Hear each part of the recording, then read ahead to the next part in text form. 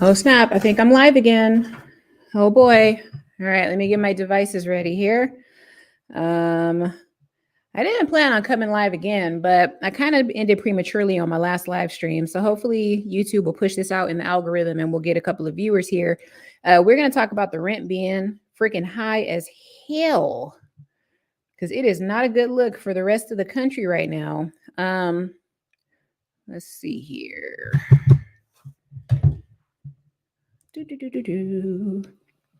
I'm on my nerve flow right now. I got my glasses on, but these are not prescription. These are actually Blu-ray, whatever the hell they call them. I'm on my nerve flow right here we go.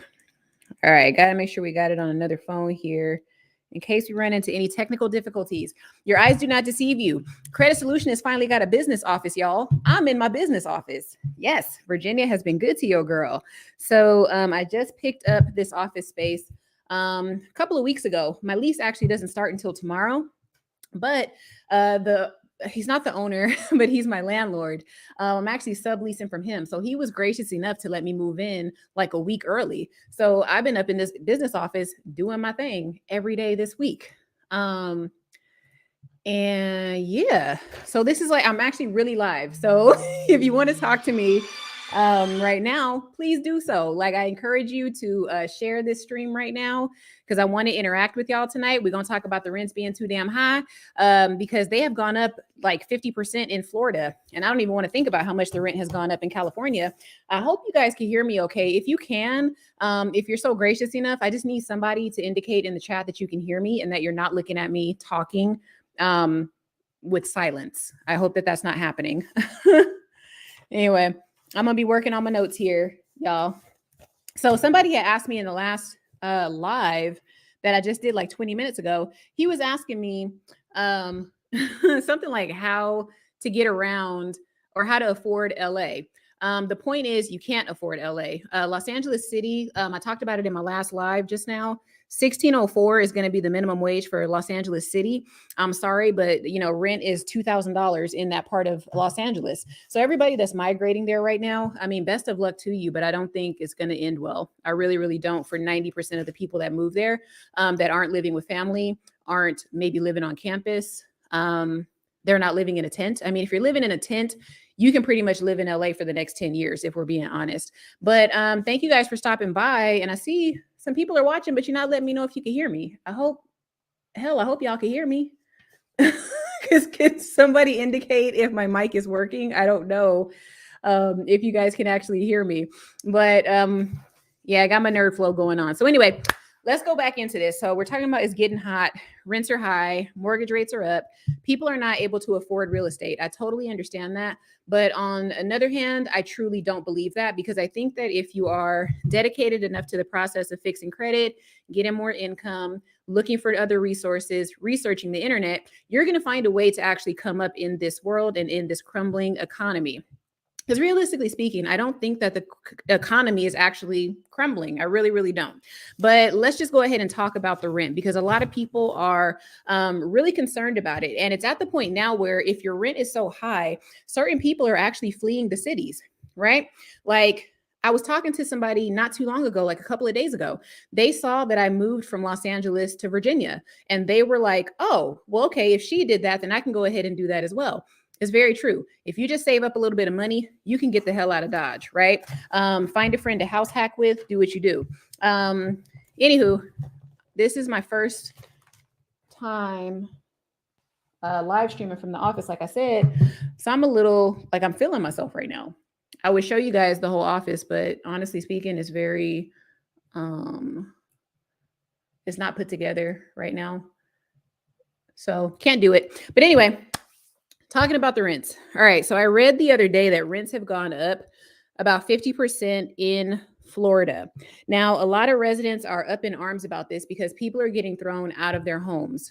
And I hesitate to call an apartment a home because realistically, it's really just meant to be transitional housing. And I know that that sounds terrible, but apartment buildings as a whole are not meant to be your permanent home. They're not your forever home. It's literally a place like if you're in the military, you go there, live there temporarily. If you're going to college, you don't want to live on campus, you get an apartment.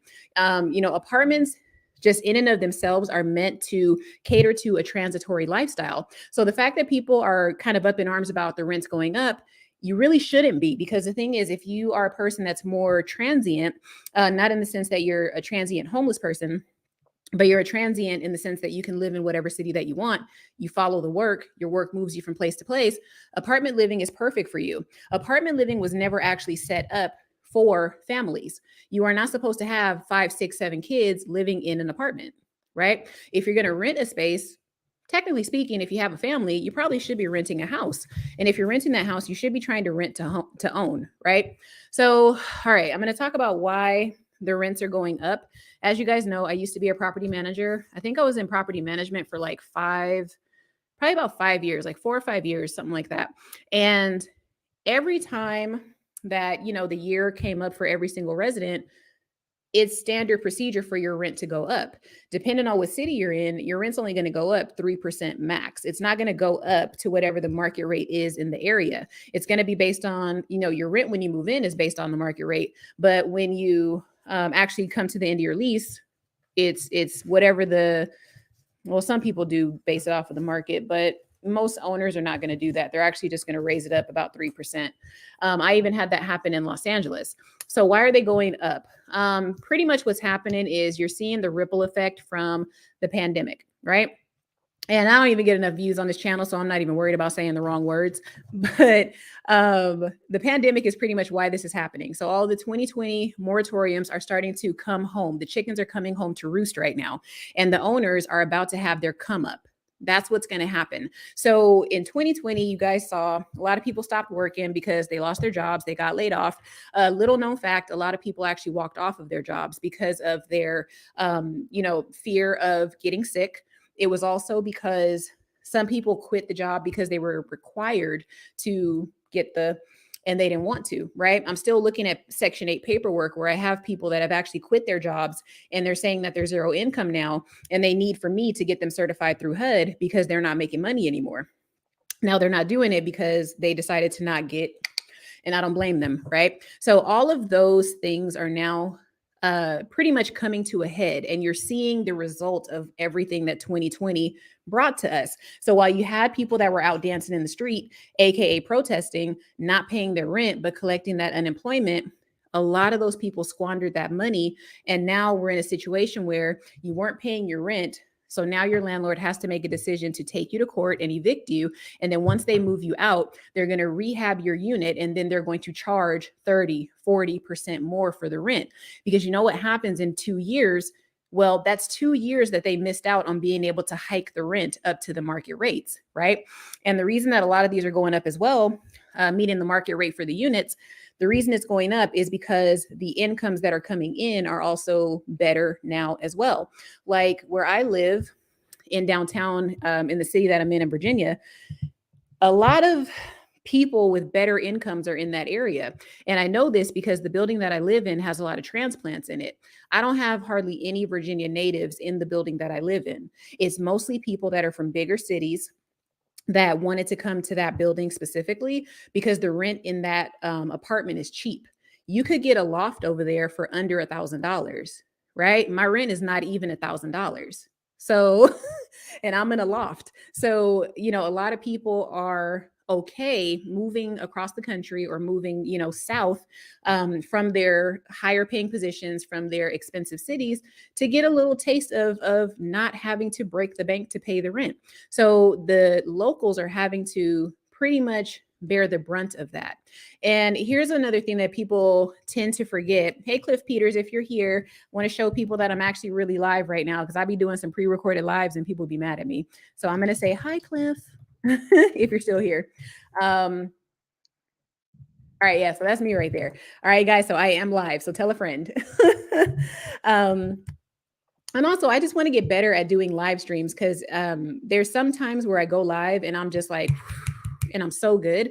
But on the whole, I don't be wanting to go live, y'all. But I see kind of what YouTube wants me to do on my channel, and they're not really appreciative of me posting only videos after I got monetized. So for those of y'all that don't know, I just got monetized about a month ago, and I'm supposed to be getting my first little YouTube check once the bank account information goes through. So funny thing happened. We're kind of deviating right now, but I got monetized. And then as soon as I got monetized, YouTube stopped pushing my videos. So I understand, because I see that in certain spaces, they either want you to go live a lot, or they want you to produce longer videos, because longer videos mean more opportunities for ad revenue, right? And then depending on what kind of content you give YouTube as well, they're going to push your videos, or they're not going to. Particularly people that tell the truth and are trying to grow their channels, we are having more of a struggle. So anyway, that's just my little issue. So all right, rent's going up. So 2020 moratoriums, landlords need to recoup their lost money. The other thing is that a lot of these properties that you're seeing come up, they're being purchased by bigger companies. So this is like a little bit of a hidden economy that your average renter doesn't know about, because they don't necessarily care about the logistics that go behind the apartment that they live in. Your apartment is owned by a person or a group of persons, right? Now, if it's a personal private owner, your rents are always going to be way below market value for the most part, because the owner themselves is not really hell-bent on making a super duper profit, because that's probably a real estate investor. So they have other properties that are spread across the city. They may have properties in different states. Case in point, where I lived in Hollywood, we had the cheapest rent on the block. Like, I remember my rent was $14.50 when I moved in. It was $15.50 by the time that I moved out. And I was like 3 blocks away from the Hollywood Walk of Fame. That's a prime area. I remember looking at the rates for the homes that were in the area. So where I was paying $14.50 for rent, there was $1 million homes sprinkled throughout that neighborhood. So I was paying $14.50 in $1 million neighborhood. Right? So if you go and you tell a landlord in $1 million neighborhood that, they're not going to receive rent from their tenants for 2 years because of eviction moratoriums, that's offensive. So after all of those bans are lifted, I'm evicting everybody. Okay? Because I know for a fact that you're not going to actually pay me back for all of the lost rent that I, had to cover for you from 2020 to 2021. Right? So you guys have to remember that that is something that's happening. The other thing, big businesses are buying these properties now. So when everything hit the fan a couple of years ago, while you guys were out protesting, foreign buyers were coming in to purchase apartments in Los Angeles. And when I say foreign, I don't mean like Chinese or something like that. When I say foreign, I mean somebody that does not live in the state of California. That's considered like a foreign buyer. If it's a foreign LLC, that's a foreign entity that's purchasing that property. So a lot of these companies came in like that. And if you know anything about housing and, real estate investing, whenever a big business comes in to purchase a property, they're doing so with like literally just the equity. They only have equity in mind, and that's it. And you cannot blame them.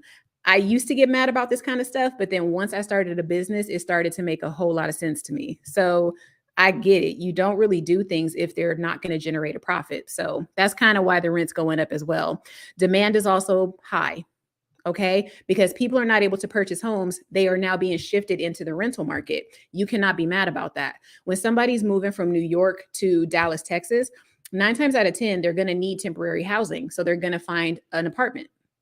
They're going to be a renter until they actually get their home squared away, until they get that process going. So the demand for rent is super duper high right now. They're saying that, oh, nice, Cliff. What part of LA? I was in Hollywood when I lived there.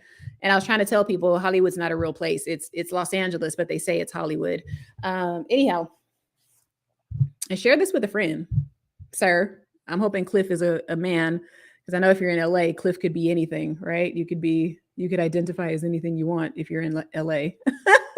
But Cliff, I'm assuming you're a guy. But anywho, so you move to a new city, you're a transplant, you are going to rent. So demand is high. You guys know when demand is high for a product, naturally the cost of it goes up, right? Because if you're that desperate, you're going to pay it. If I used to live in LA, I'm cheap. Okay. Like I said, my rent was $14.50.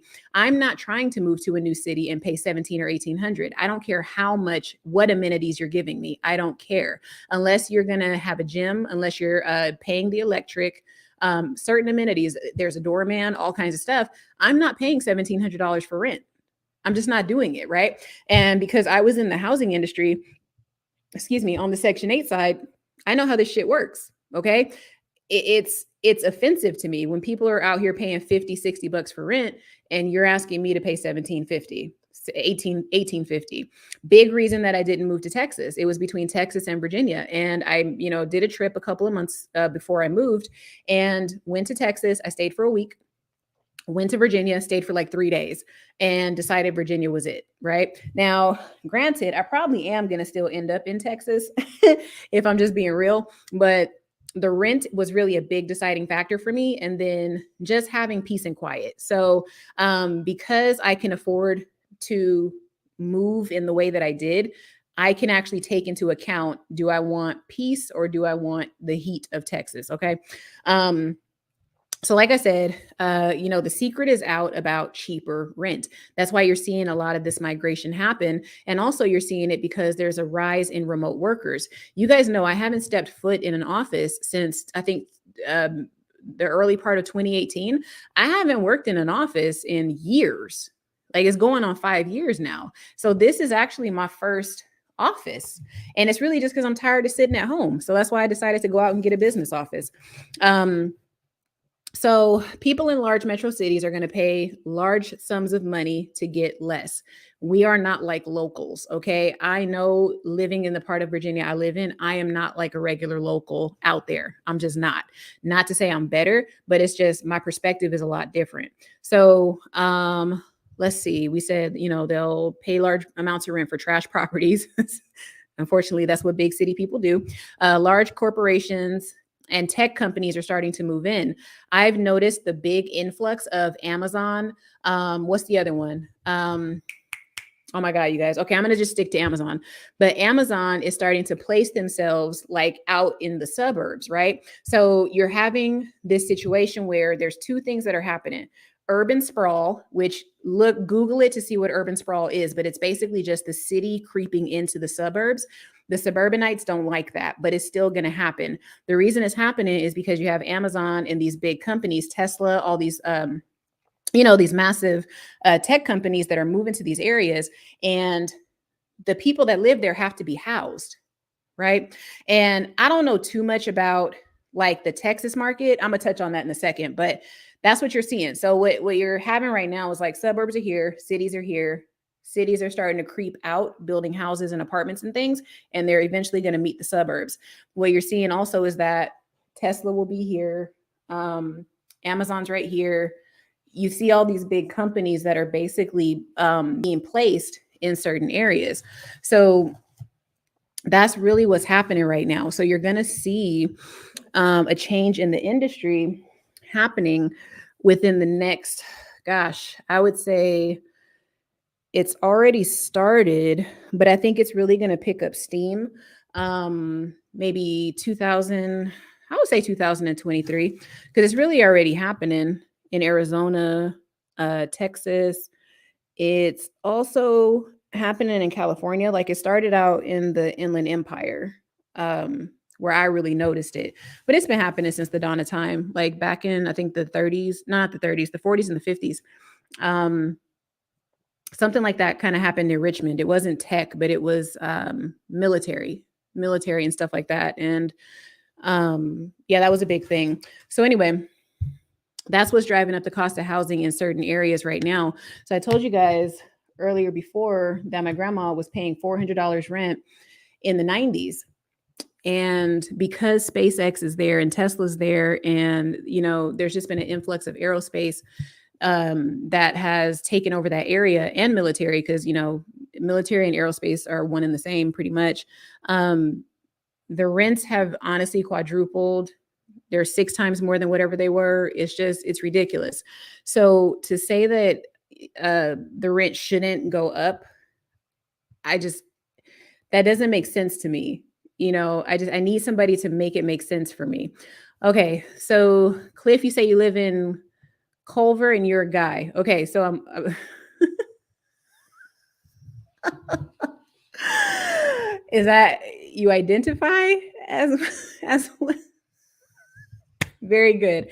I hope you're still here. And Culver City's like really expensive. I remember I actually worked there when I got my first job working in property management. Actually, I was an office manager at a property that was on Grandview Street.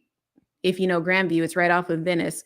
I was a property manager, not a property manager. I was an office manager, but that was where I got my first taste of Section 8 and got my first taste of people that hid money under mattresses.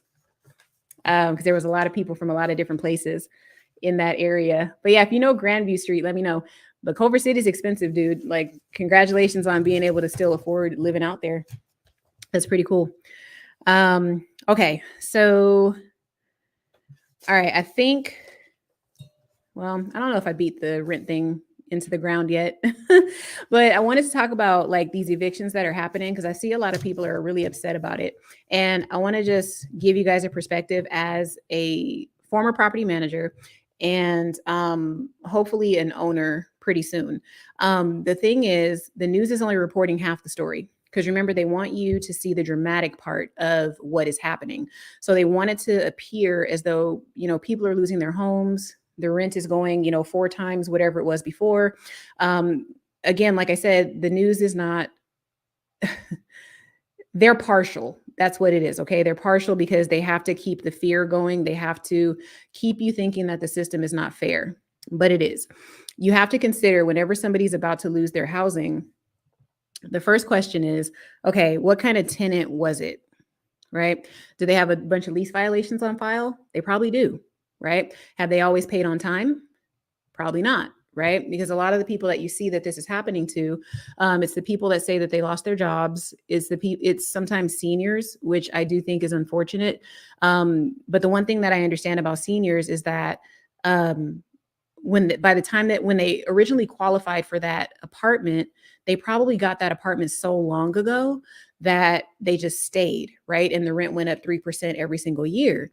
Well, there's nothing that's really going to stop the owner from raising the rent to whatever amount they want it to be. Because once your lease is up, all bets are off, unless you're in an area that has rent control. And then what happens in those places as well, because I don't think a lot of people understand how rent control really works either. So I'm going to break that down in a minute. But you never consider, again, what kind of tenant it was. What was their conduct like while they were on the property? Is it better for the owner to get rid of that person now that eviction moratoriums don't exist anymore? Or is it better to keep that person, right? So it's more of a financial decision. It's not really a matter of principle. That's not what it is, right? It's a, gosh, I hate to say it, guys, but it is about money. So again, a lot of tenants tend to not pay on time, especially with 2020, 2021, people were not paying on time. Now the owner can go back and look at your payment history and they can see, okay, this person hasn't been paying. It's probably time to raise their rent or ask them to leave. Right? That's not unfair. I don't think that that's unfair. If I had a roommate and that person wasn't paying the rent, well, at the end of the day, like if you're subleasing or something like that, it's okay to ask that person to leave, because if they're not paying the rent, you might as well just be there by yourself. Or you also need to maybe just get another roommate. I don't know. So again, unless there's rent control, the owner can raise it to whatever they want.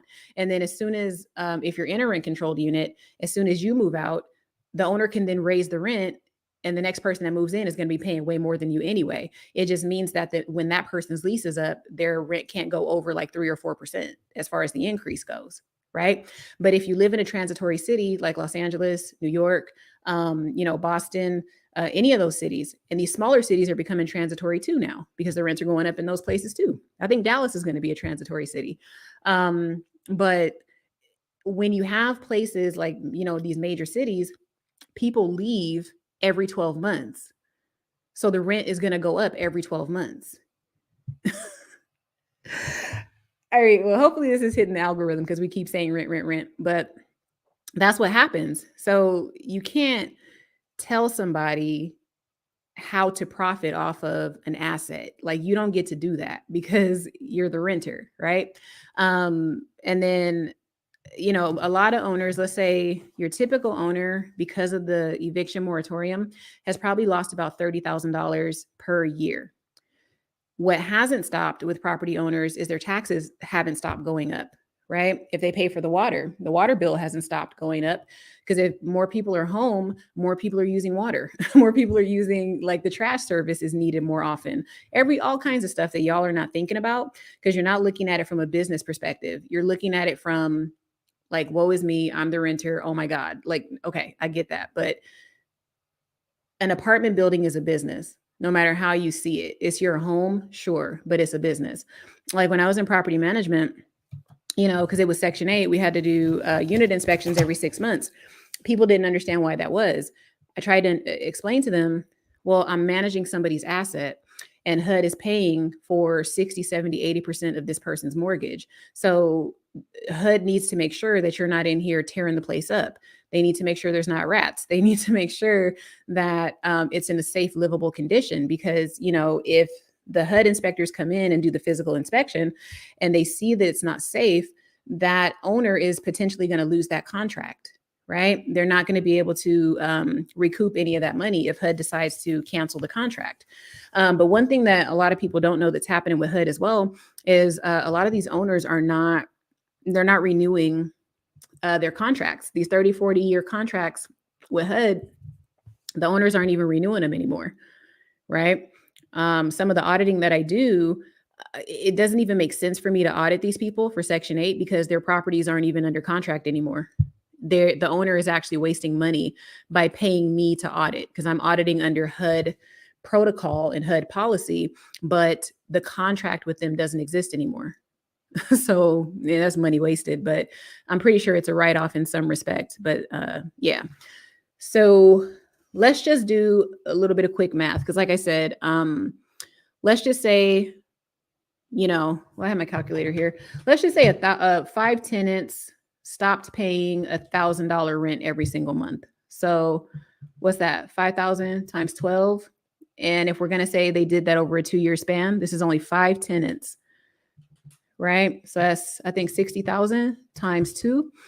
So some owners have lost upwards of $120,000 over the last 2 years because people have stopped paying rent. That is only if they paid the base amount of $1,000. You guys need to start doing the math. Like I said, apartment ownership is a business. It is a business. Even the Section 8 ones, those are a business. All right. That's what it is. And Cliff, I hope that if you live in Culver City, I hope you own, because renting there is so expensive.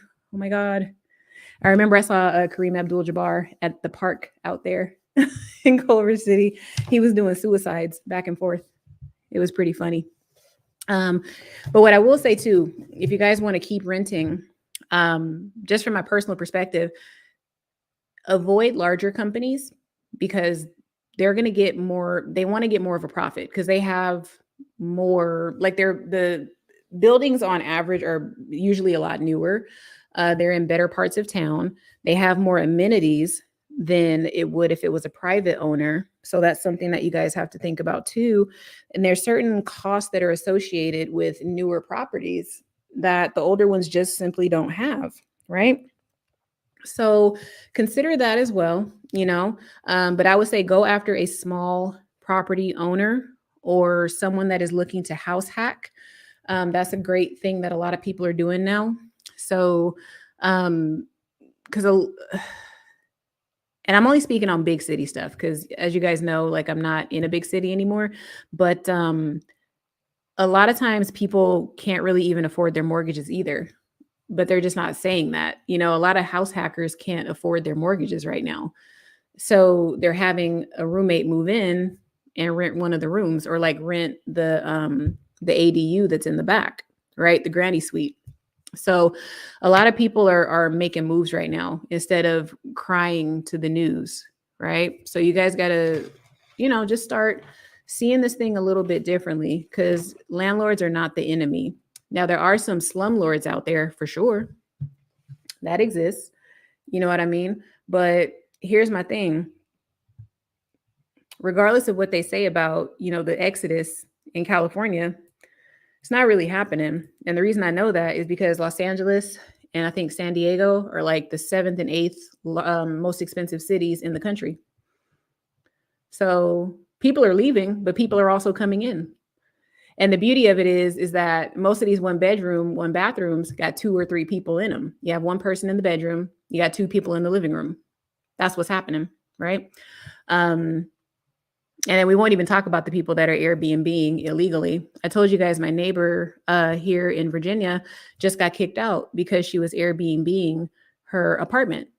But I have a sneaking suspicion that this lady could afford to do what she was doing, namely because she has an apartment in the building I'm in, and then she's a teacher out in New York, and she goes back whenever school is in session. So school is in session right now, but I think what she didn't anticipate management finding out that there was somebody renting through Airbnb in her apartment, because she hasn't been there since I got that place, and I've been here since January, and she just got kicked out.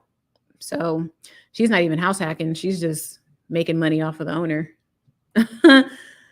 And they don't like when you do that. Owners don't like when you do that stuff. And I know you guys heard about Atlanta as well. They're actually making it so in Atlanta, you can only have 2 Airbnbs if you're a property owner. And one of those 2 Airbnbs, you have to have it has to be your primary residence. Now, how they're going to monitor this throughout the year, I'm not really sure. If you look at the news articles that they're putting out there, the people that are upset about this, you can totally tell they're affluent people that have 3 to 4 properties that are being rented through Airbnb. I don't personally think that this is a bad thing, only because I think a lot of people go to Atlanta just to party, and I think a lot of people go on a short-term basis. Like before I had made the decision on where I was going to move, I was actually considering just moving to a different state and setting myself up in an Airbnb for like 30 to 60 days. Because it used to be like a couple of years ago, you could rent an Airbnb for 2 months if you wanted to. I had a buddy that did that. I told you guys, the guy that I used to date, that was a digital compositor in Hollywood. That dude, he used to be gone like all the time. And when he would come back to California, he would just Airbnb for months on end. But he also had a house in LA. So the dude had money. He was just, spending it all over the place. Okay, but back to the whole Airbnb thing. So there's going to be a bunch of fees tacked on. Like if you're found to be out of compliance, or if you actually have an Airbnb, they're going to charge you, I think, like 120 or 150 bucks per home, I think it is, per dwelling, which is not a lot. And they're just going to tax you a little bit more. Now, I don't know for sure that this is a money play in the sense that the county wants to get money from it. I just think that they're doing this until they can figure out a way to turn it around and make more money. So they just have to track it for now, right? And also, if you are in an area that has a lot of Airbnbs, it's good for that transitory lifestyle. But like I said about the urban sprawl thing, that can happen because, more urban type areas are going to be expanding out into the suburbs. And that just brings a whole different energy that suburbanites are not down with. Like, I'm sorry, I know it seems like there's a lot of equality, but there isn't. People move to the suburbs so they don't have to deal with people that party. You know what I mean? Like they don't want to be smoking or smelling pot and hearing parties every night. Like they don't want to do that. So I can understand why this is happening in Atlanta. But you guys know how the government is. Like I said, and thank you for you guys that are still watching. This is great. Cliff, I hope you're still here, but you haven't responded. So I'm assuming maybe you're not here. But yeah, the government is always going to find a way to get their hand on it in some kind of way. But I'm interested to see how this is going to play out for these big companies that acquire units in apartments. Because like I went to Florida last summer. And when I was in Florida, I was in this really big apartment complex. Some friends and I got an apartment because we were there for a convention. A very big chunk of these apartments were owned by a company that owned these units specifically just to Airbnb. So I'm wondering how that's going to look for the property owners. Hey, necessary evil. I see you, girlfriend. I'm just rambling on this Friday. I went live earlier in the car and I'm like, oh, I'm set up in the office now. I might as well try, see how it feels, you know? Um, yeah, but I mean, people have been in and out, but I'm going to do this more often because I want to get into the flow of it, you know? But happy Friday, girlfriend. Happy Friday. Anywho, so if anybody kind of knows how that looks right now, I mean, what do you guys think that's going to look like if, let's say, an owner in Atlanta got like, there's a 50 unit property. Let's say that they, bought 20 of those units and they're renting them out for Airbnb.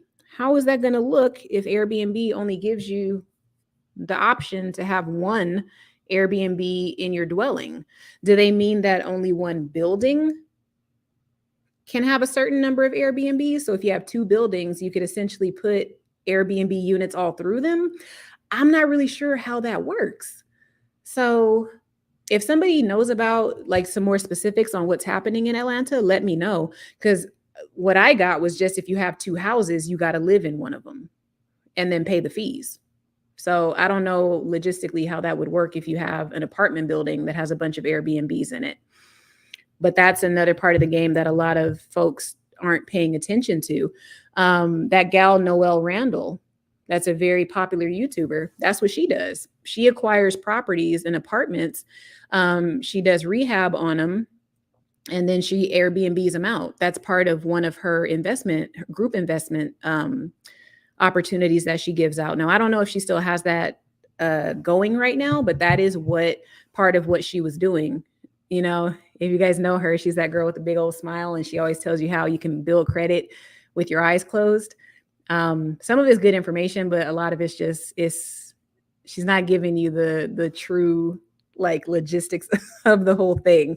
But whatever, y'all. So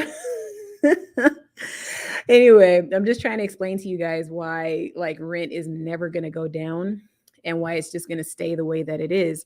And as a person now, like I told you that, is a landowner, when I finally do build on my property, like I can't honestly look y'all in the face and tell you that I'm not going to raise the rents every year. Right. And I told you I'm going to be a cash buyer. Like, for instance, there was a house in Dayton, Ohio that I was looking at, and it wasn't in Dayton. I'm sorry. It was Bay City, Michigan. The property was in Bay City, Michigan. It was like it wasn't 20. It was $65,000. And when I looked at it, this particular website, it was Roofstock. They give you the rental history and they tell you what the ledger looks like when it comes to the rent. So when I looked at it, this person that lives in that house was only paying $600 a month for rent. And that person had missed 2 payments in 6 months. So that's going to be 2. If I had taken over that property, it's cool that it had a renter in it already. And it was a very low, price for the house. And it looks like it's going to be income on the surface. But it's like, if this person's not paying rent, I don't know. Like, I don't know if that's really a deal, because now I got to chase this person for the rent. All the while, my mortgage is still going to be due every single month. So where is the $600 supposed to be coming from? So I decided, obviously, to look elsewhere. I didn't want to go for that. But check out Roofstock, y'all, because if you're looking to buy property, that'll tell you, it'll give you a better perspective if you're looking to buy something that has a renter in it already. You can see that person's payment history. So it's very, very good. But yeah, so for those of y'all that are looking to rent, your best bet to get the cheapest rent is going to be go to a private owner. You can sublease, but when it comes to where you live, I don't recommend doing that, because you're at the mercy of the person that you're renting from. So if it goes bad, it's not going to be good. And then if your landlord finds out that you're doing that, you will be terminated. So I don't say do that, but go to a private owner. That's going to be a great way for you to get very cheap rent. Because typically private owners tend to charge below market value. Reason being, they want you to stay. They don't want you to leave, right? And then a lot of them don't really study the market. A lot of people that I knew that were private owners, they inherited a lot of that property, or they were just really good-hearted people. Like I know I have a bishop friend that lives out in Los Angeles. He's a fairly public figure, I would say. And he has a house. Well, he has a fourplex, or he may actually have a couple more units. I'm not sure, but we'll just say for the sake of argument, it's a fourplex. His fourplex is in a very prominent area of Los Angeles. It's off of Pico, and I forget the cross street, but near Pico and La Cienega. It's not too far from there. And if you know anything about Pico and La Cienega, that's like right next to Beverly Hills. This dude, when he broke down some of the numbers of how he's renting that place, fourplex, okay, near Beverly Hills, he was charging a family, I think he told me $1,200 for a 2-bedroom, 2-bath near Beverly Hills, y'all. And these were not small places. I went into his place because he actually lives on site, and the apartment that he's in was amazing. And I'm like, dude, why are you doing this? You could be getting like 2,000, 3,000, 4,000 in this area. And he's like, I don't want to do that. I don't need to. I don't need the money. He's like, it's fine, you know? And that's the kind of owner that you're looking for. But these owners are not the ones that you're going to find on, you know, like Zillow or rent.com. You're not going to find those people on those websites. You're going to actually have to get down on the ground. And you know, those signs that say for rent, the red and white ones, those are the ones that you're going to need to contact people. If we're talking about major cities like LA, if it says, I forget the rent company, but they try to make it look like it's an old school rent sign, but it's not. It's through a listing service, so don't go to them. But literally, you want to see a handwritten for rent sign. That's where you're going to find the cheapest rent, and you're going to find somebody like my friend, the bishop, out in LA that can get you a Beverly Hills apartment for $1,200 for a 2-bedroom, 2-bath. And I already told you guys I had a 1-bedroom in LA, and I paid $1,550. That's unheard of. That's unheard of. I don't even want to know what they are charging now that I don't live there anymore, right? Again, I was going to kind of go into the states that have the highest increases, but I don't think that's even necessary, you know, because it's happening everywhere. And I already know, like, somebody actually just bought the building that I live in out here in Virginia. I know my rent's going up in December. So like I told you guys, that's why I'm buying my land now. I'm, you know, making certain purchases and looking at certain things because I already know in my heart of hearts, I'm not going to be a damn renter by the end of like 2023. No way. Like, why would you do that? You know what I mean? Because you could pretty much own something for the same price of a mortgage, if not less. Right? It's just a lot of people don't do the math.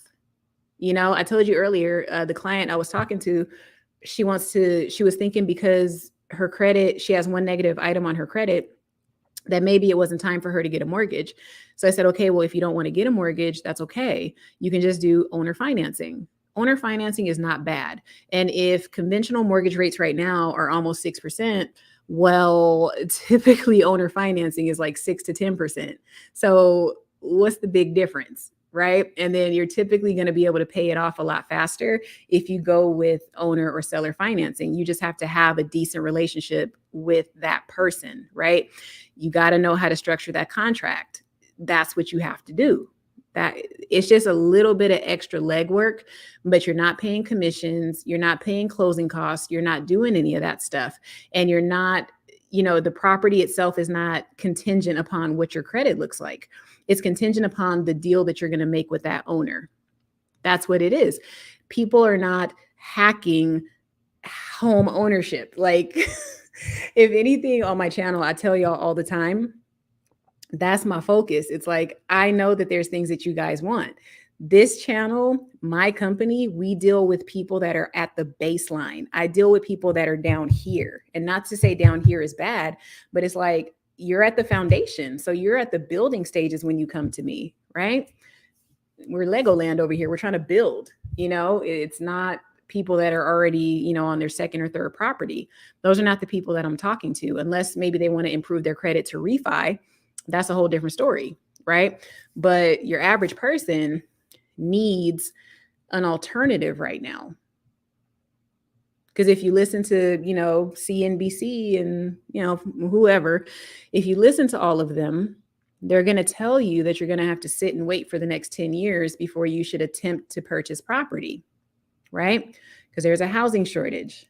And I say that because I don't think a lot of people understand part of what they mean when they say there's a shortage. What it means is that if there's a certain amount of people in an area, there are not enough houses for each of those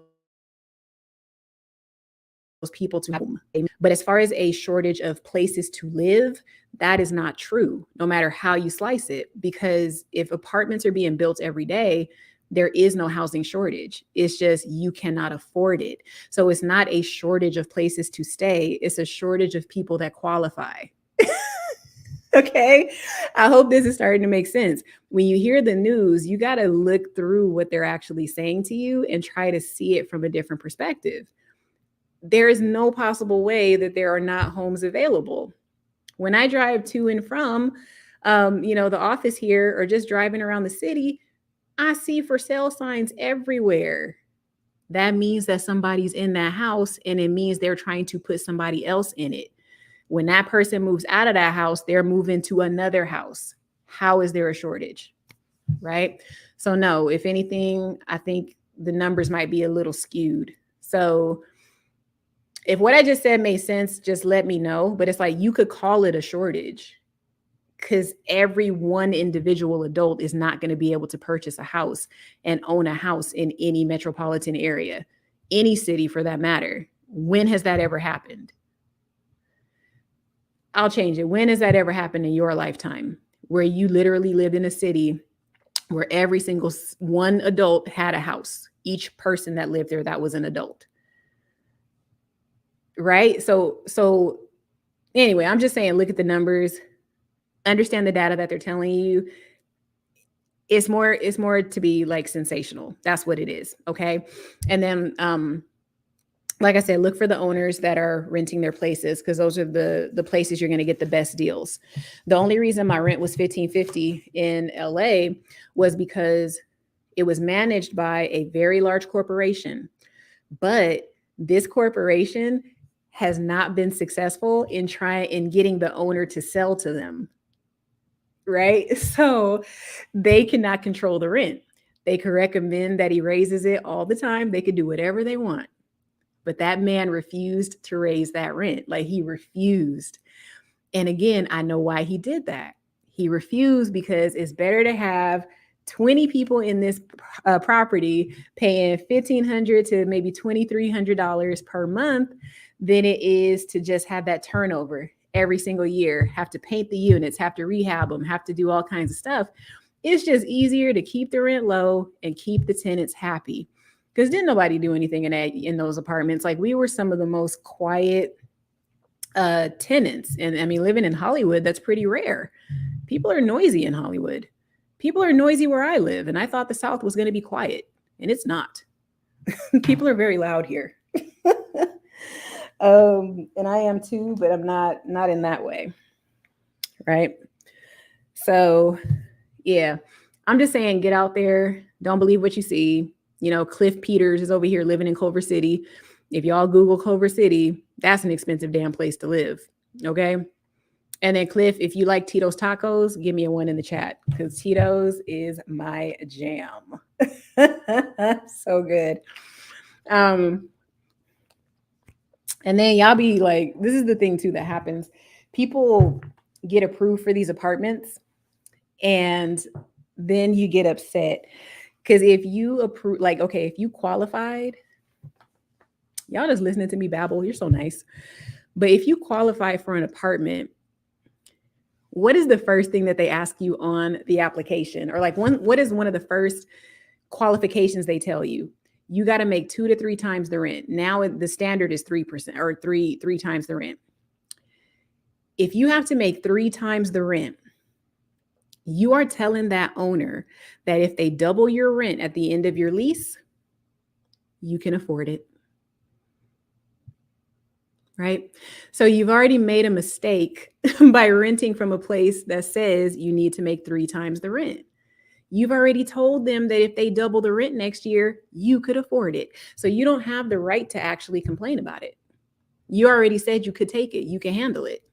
You told them you were prepared for that, right? So when you think about that too, it's like, can you really complain, right?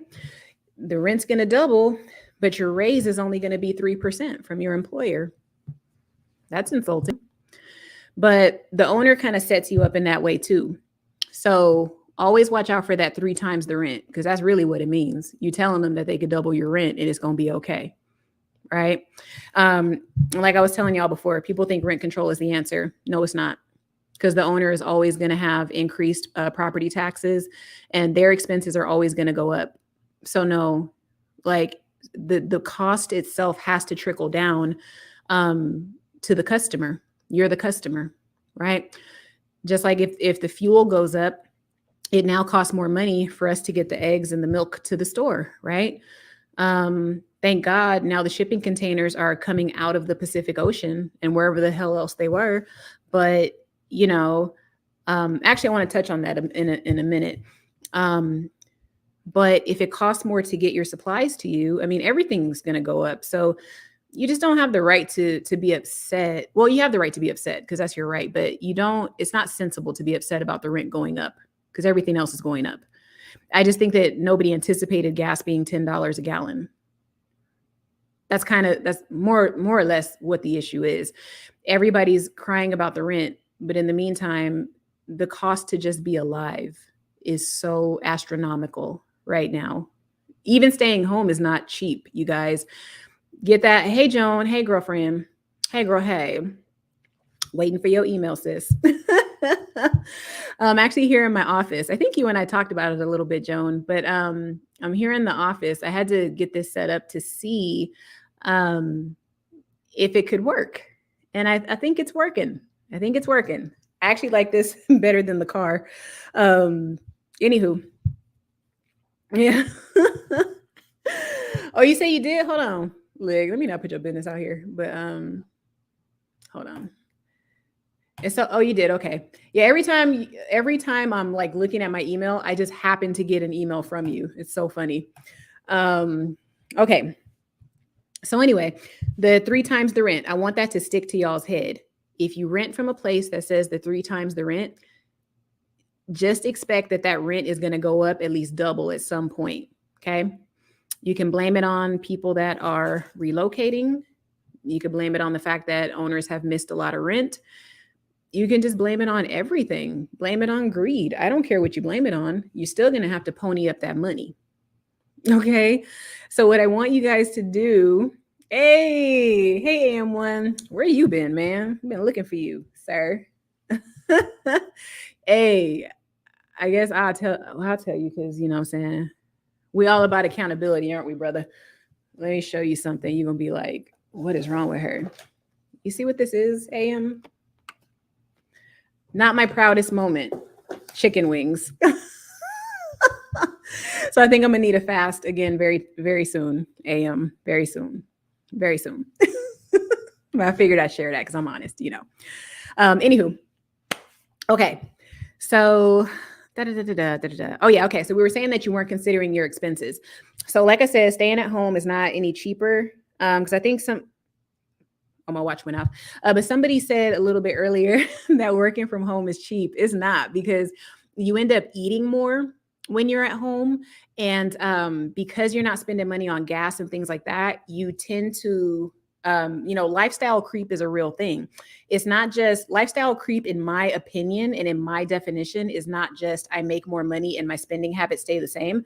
It's my life condition has changed. So it appears that I have more disposable income, but that's not really true. It's just that it's going in different places that it wasn't before. Like now, like how everybody's complaining about the gas. Okay, that's one thing that I don't complain about, or I wasn't complaining about it. But now that I have to drive here to the office, I'm already on a half tank of gas. Y'all, I fill up my tank maybe once a month, and now I'm probably going to have to do it 2 to 3 times a month. So, you know, it's affecting everybody, whether they work from home or not. Right. So my rent is cheap, yes, but the point is I'm a renter. I don't want to be a renter anymore. Okay, so my life is really expensive. I might as well just take $1,000 and throw it into the air every single month as a renter, because I can't be telling y'all and encouraging y'all to be homeowners, and I'm not one myself. So I'm taking you guys on that journey with me as well, right? Land is the first thing for me. And can we talk about that real quick? Because I told you guys in my one video, like a few of you guys saw it, but land is a great investment right now. Like, say 30 years ago, in my opinion, it was a great investment then too. But the reason it's good now is because, to piggyback off of the rents being high, what's about to happen with the life of a renter? People are going to start expanding how they look at renting, and they're not just going to be looking for apartments. They're going to be looking, well, we already know van life, and I'm not encouraging anybody here to go live in your van. I think that's tacky. All right. I don't mean to be judgy, but no, especially women. I hate to see women doing this van life thing. It's not cute. And I think a lot of people have a misconception too, because those girls that do that van life stuff, I said it in another video, those girls are filming that crap a block away from the apartment or the house that they own. So please don't do that, y'all. That's not something that's good for everybody. It's not. I understand back in the biblical days, we was living off the land and all that, but no. But anyway, back to the land. The landscape is going to be different now because I don't know if I can show you guys, but that's another thing. Mobile homes. Can we talk about it? Okay. Purchasing a mobile home or a modular home is what they call them now. Manufactured homes is really the proper name of them now. If you see a home that is a manufactured or what's the word I just said, y'all? Manufactured home, that's a mobile home, okay? A trailer, so to speak. A lot of people are about to be doing that. A lot of people. So let's say you have a plot of land and you're able to maybe put a modular or a manufactured home on it.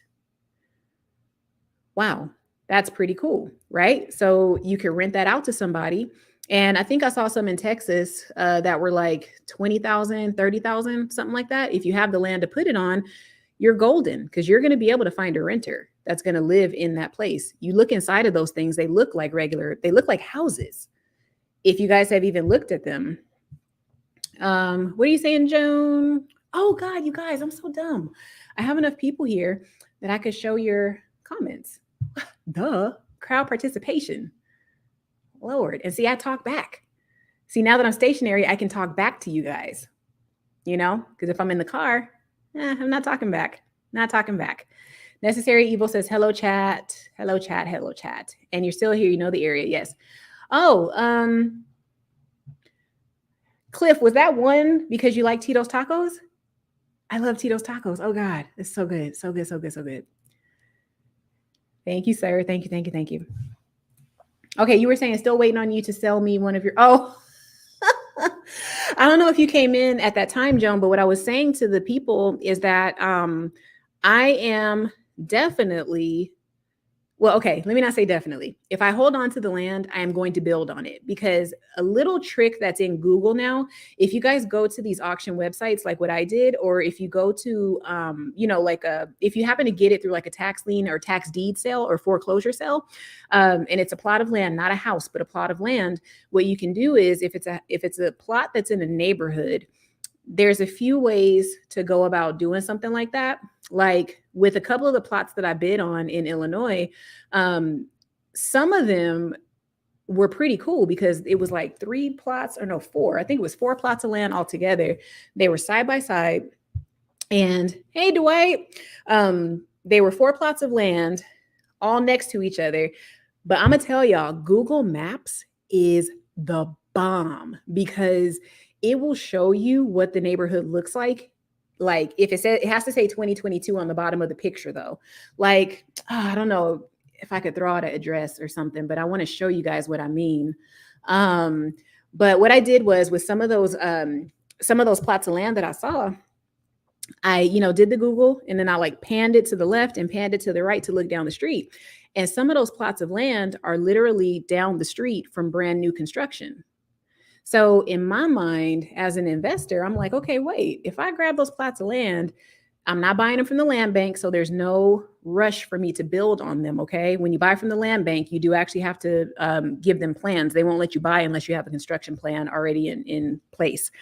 But I looked at that and I said, well, dang, if there's already new construction down there, the people that are bidding on this land with me, these are the people that either own those or built those houses, or these are people that see what I see, where it's like, oh, this is actually a nice neighborhood. So I need to have land in this neighborhood because it's going to be up and coming, or it's already on the come up, whatever it is.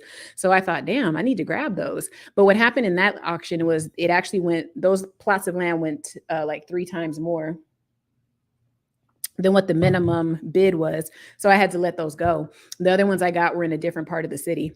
But that's my plan. It's like if I can build on at least 2 of those 4, that would be great. And I mean, if I could put a modular home or a manufactured home, I keep saying modular, but a manufactured home, if I could put a manufactured home on 2 of those 4 plots, that's pretty dope. I'm not going to live in them, obviously, but they're either going to be rented or sold, And you could do the same thing in Texas. Hell, I was looking at Texas the other day, and I don't know if he's here. He's probably not because he didn't say hi or anything. But I have a buddy that lives in San Antonio, and he never talked to me about purchasing property. But I was looking. There's homes in San Antonio right now for like $150,000. Some of them did go up to 300, but for the most part, you could still get a $150,000 house in San Antonio. So what I was doing, the dude said he's from Temple, and I was like, okay, if he's from Temple, and he said when he lived in Temple, Temple sucked. And I'm like, okay, if Temple sucked, but you migrated down to San Antonio, that tells me that San Antonio and Temple are not that far apart. And if San Antonio's on the come up, San Antonio's right here. If Austin is up here and Temple is right here, I need to be buying in Temple because the people that can't afford Austin are going to be moving to Temple. And you know who those people are going to be? They're going to be city slickers like me. I don't think Dwight Pierce is going to do it, but he's a city slicker too. We actually went to high school together. Now, think about that, because if I'm a California person, I don't mind commuting. So I would work in Austin and have a house in Temple, right? I could live in San Antonio, or even I could live in San Antonio and work in Austin, because Austin and San Antonio are only like an hour and a half apart. You know how many people in Los Angeles drive an hour and a half one way every day to go like 5 miles? This is why your cities are changing. It's because people like me that are used to that commute lifestyle, even though I haven't, worked outside of the house for a few years, but we're used to commuting.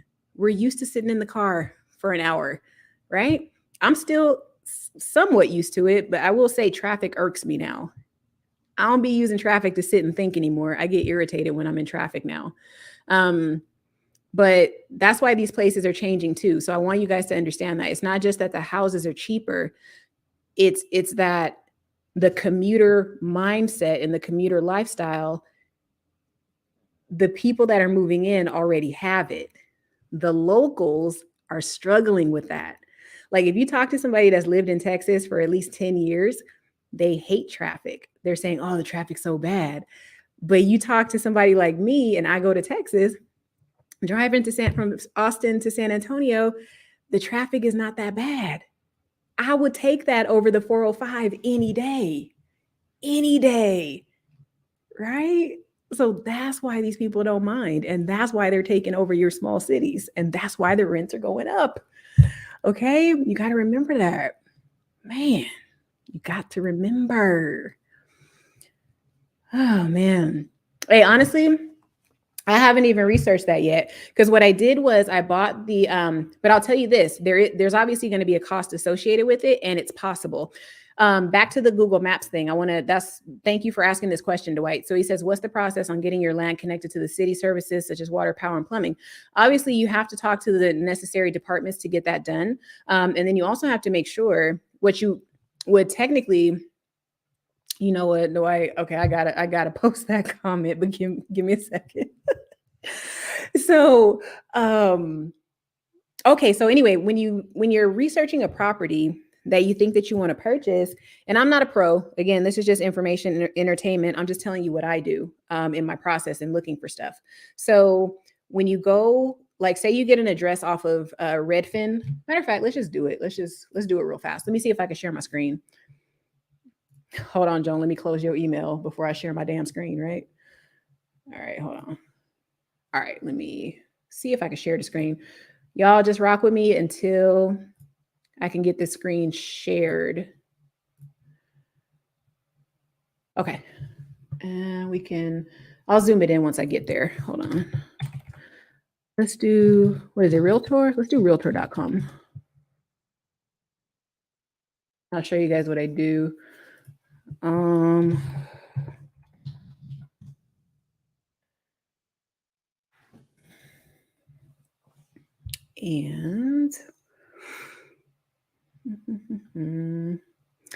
see, I told you guys, they're saying you can't afford San Antonio, but it's not true. Look at that. But I don't think you will be able to very soon, to be quite honest. This house is 154,000 right here, 3-bedroom, 2-bath, 1,040 square feet. So that's like a big apartment in LA. All right. So what I do is,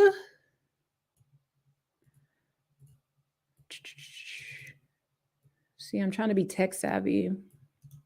All right. So then you guys can't see it, but what I do is I left or right click on it or left click, whatever it is. And then I go to the drop down. It says search on Google. So you search on Google Maps. And what Google Maps is doing now is really cool. You see this little thing right here. I don't think this was always here. You guys can let me know if it was. But if I see an address, what I do is I look it up on Google, and then what it'll tell me, you see how there's an empty plot of land next to this? If I had that address, I would do what I'm about to show you right now. But it says street view as of March 2022. Now, unless something really tragic happened to this house, I think that house is probably still there. But what you can do is when you click on that date, it'll tell you what that plot of land looked like on every single year. So see how it says October 2007? There was a whole lot of shrubbery and greenery in front of that house. So somebody was more than likely living there, because you can see everything's manicured, right? And then April 2014, they started cutting back the stuff, right? 2016, now you can see the house is pretty exposed. We're looking right here, guys. Okay, and you can even change it on the screen to look like that year that you're clicking on. All right, so let's go back. See that? You click on it, click on the magnifying glass, it'll show you what it looked like. Okay, so when you go through this and you go through the timeline of that property, you can see if something happened to that spot and if it was ever dilapidated, right? Because right now, see, this is starting to look a little painful. That's looking painful. But you can see between 2017 and right now, somebody's investing in this property. They're trying to do something nice to it. So somebody probably purchased this and now is trying to sell it. They may have rehabbed it, they may have not. But this right here, these bars on the window, that tells me that's a dangerous part of town. If you go to San Antonio too, you'll see parts of San Antonio are rough, bro. Rough. But so were parts of Inglewood. And look where we are now. Can I get a witness? All right. But yeah, so use that little trick, guys. Whenever you see a property, search for it that way. You know, just look for the address, plug it into Google Maps, and then use that little indicator right there. So I said all that, Dwight, if you're still here, I said all that because that's what I did with the plots of land that I bought, because I needed to make sure that there was a home there before I purchased that plot of land, because I knew I wanted to build on it. So that was a little thing that I did. Every single plot that I bought had a house on it before.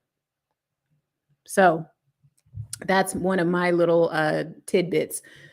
And that's on the house, guys. So like I said, all these little ways to do stuff are right in front of your face. You just gotta put your mind to it, you know, and don't just take what you see on Redfin and just look at that. Like, don't do that.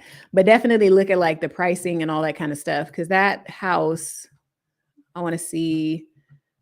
Hold on, I'm gonna share again. I see I lost a bunch of y'all. See, when I kid good knowledge, y'all be like, oh, I'm leaving. Crazy. This is some stuff that's gonna help somebody. Oh damn, what happened? Oh, maybe we shouldn't do that. Sorry, I hope there's no epileptics in the group. Let me try again. All right. Dang, that was weird. Sorry, guys. Okay, so it'll tell you about the sale prices, property price, all that stuff. So it looks like it was sold in 1999. You can see that right here. And then it was listed as of 6/17/2022. So maybe the person that lived in it kind of let it go to the wayside and then started fixing it up. This could be any kind of scenario, you guys. It could literally be maybe this was a family house and maybe grandma that owned the house got really old and stopped taking care of it. That's why it looked terrible in 2007 in that picture. And then maybe a grandkid came in and said, hey, grandma, abuelita. It's abuelita because it's San Antonio. They said, abuelita, you got to get that roof fixed. Look at that roof, y'all. That's nasty. That's nasty. That was in 2016. That was only 6 years ago. You know, look at it now. Right? But these are things that honestly, you're not going to find out. You know, the realtor may not tell you this stuff. So using free resources like Google can help you find out a lot about a property. Of course, you can do title searches and stuff like that, or you know, go to the county and get the tax information and everything, because you're still going to have to work with the title company regardless to figure out what's really going on with the property. But these are great, you know, tools that are right here in front of us that we can see. All right. So that's what I do. It's not the only resource that I use as I'm, you know, looking for properties. And I shouldn't even say looking for properties like that. I'm not about to buy like next week, y'all. But even me knowing that I'm not about to purchase next week, and who knows, God may have something in store for me, because when I decided to buy land, he literally gave me an opportunity to do it 2 weeks later.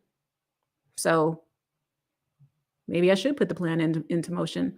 I ain't gonna put your information out there, Dwight, but you know what I'm saying? You can respect the homeowner's journey, I'm sure, you know? Yeah, I think that timeline thing is very new, Joan. I think because I didn't see that before, and I've been doing the Google searches for a while, and it just popped up like when I was doing my land searches. That's when I saw it. So share that with a friend, you guys, or just get on every day and look at a few things yourself. You know, it's okay. Like this is, especially right now, like with what I was talking about in my live stream earlier, where I said if you cannot get a house right now, you could literally do, you know,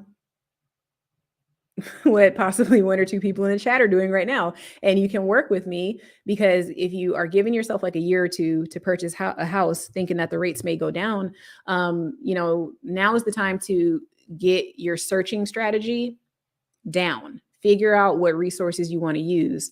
I would actually say go to some real estate events too and get in the know, because if you know some realtors, they will actually make you privy to lists that are not public, because not everything is out on Redfin and Zillow and all Trulia, all those websites. Everything's not out there, you know. The for sale by owner stuff, I don't see those. When I cross check and look for the addresses, I don't see that stuff listed here. You know, so there is some legwork that's going to be required. But again, if you get out into the community and look for people, you're going to find what you're looking for. So, you know, give yourself that boost of confidence. You know, I don't know you guys that well, but I believe in you. I think you can do it, because I know if I can, anybody can, because I'll put a task down in a second. I'll be trying to focus on stuff for a long time. You know, thank you, Dwight. Thank you, sir. Thank you, sir. That's what I wanted to go back to. Oh man, hate is a strong word. I don't think I hate him. I actually am disappointed in the people that have not removed him. And if I can be honest, I think what it is with Gavin, I know he's an insider, but I also think that part of why he's still there is because of the halo effect. I think that if Gavin was ugly or kind of googly looking, I don't think that he would still be the governor. No way. Because think about the last few governors that we had, right? Who was it? When we were kids, Dwight, it was Gray Davis, right? Gray Davis was not a good looking guy, but he was an interesting looking guy. He looks a lot like Anderson Cooper, like a young guy with white hair. That's really different looking, you know? Who else? Gosh, who else? Vieira. He was a good looking guy. Schwarzenegger, need I say more? You know, Newsom now. So it's just been a string of good looking people.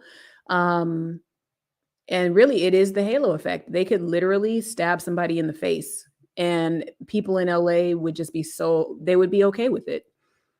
But if you look at his eyes, I already know like YouTube is not going to let me keep talking about this dude.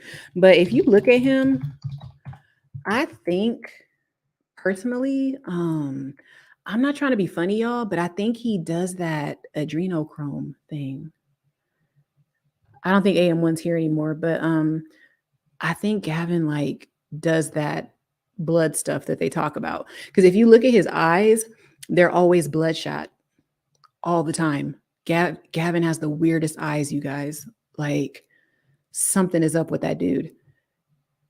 You know, like he just always looks suspicious, bro. It's just something about him. But people just love the way he looks. And as long as you're good looking, you can get whatever you want, especially in LA. Look at this fool. You know what I'm saying? He looks sleazy, bro. Like, ugh. Just don't he just look like he want to tell you a lie? Like, I feel like even just the way he's looking at me is totally dishonest, right? He's not even looking at me. He's looking through me. I hate this guy. Ugh. So anyway, yeah, he says you are not the traffic. You're not in traffic. You are the traffic. But honestly speaking, that is a true statement because you are the traffic because you're there and you're you're contributing to the congestion. So it's you. Is you. Oh my God. Oh, dude. Okay, so I feel like I'm gonna be for watching most of your videos. I know, and here's the thing too, because I've been looking at other YouTubers, and it's so funny because like everybody's so like high energy, and on the real, guys, I'm not crazy high energy. It's like I'm there sometimes, and then other times I'm like I'm so tired because when I'm like really like invested in a person, I go in so deep, like oh my God. Sometimes when I meet a person, I could talk to them for like 2 hours. And then after that, I don't want to talk to that person again for like 6 months because I gave them all my energy. So I have to learn how to not do that, especially in the business that I'm in, because a lot of my potential clients always want to talk a lot because people are kind of shocked to know that they're talking to me directly whenever they get a consultation. They're like, oh my God, it's you. And I'm like, bro, I'm just a girl with a camera on YouTube with like 50 views on my videos. But it's something about seeing a person on screen and then talking to them like on the phone. It's just different. It's just different. Like there's some YouTubers that I know that I'm probably going to meet this year. And I'm like, dang, I'm not ready. Oh my God. And I'm so nervous. I'm nervous to meet these people. It's so crazy.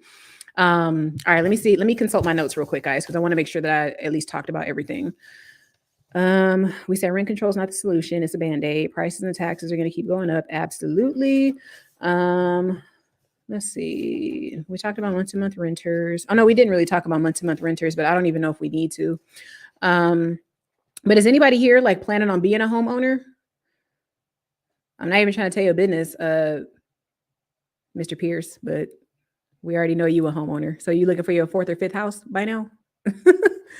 Let's see. Trying to see if there's anything else that we forgot. But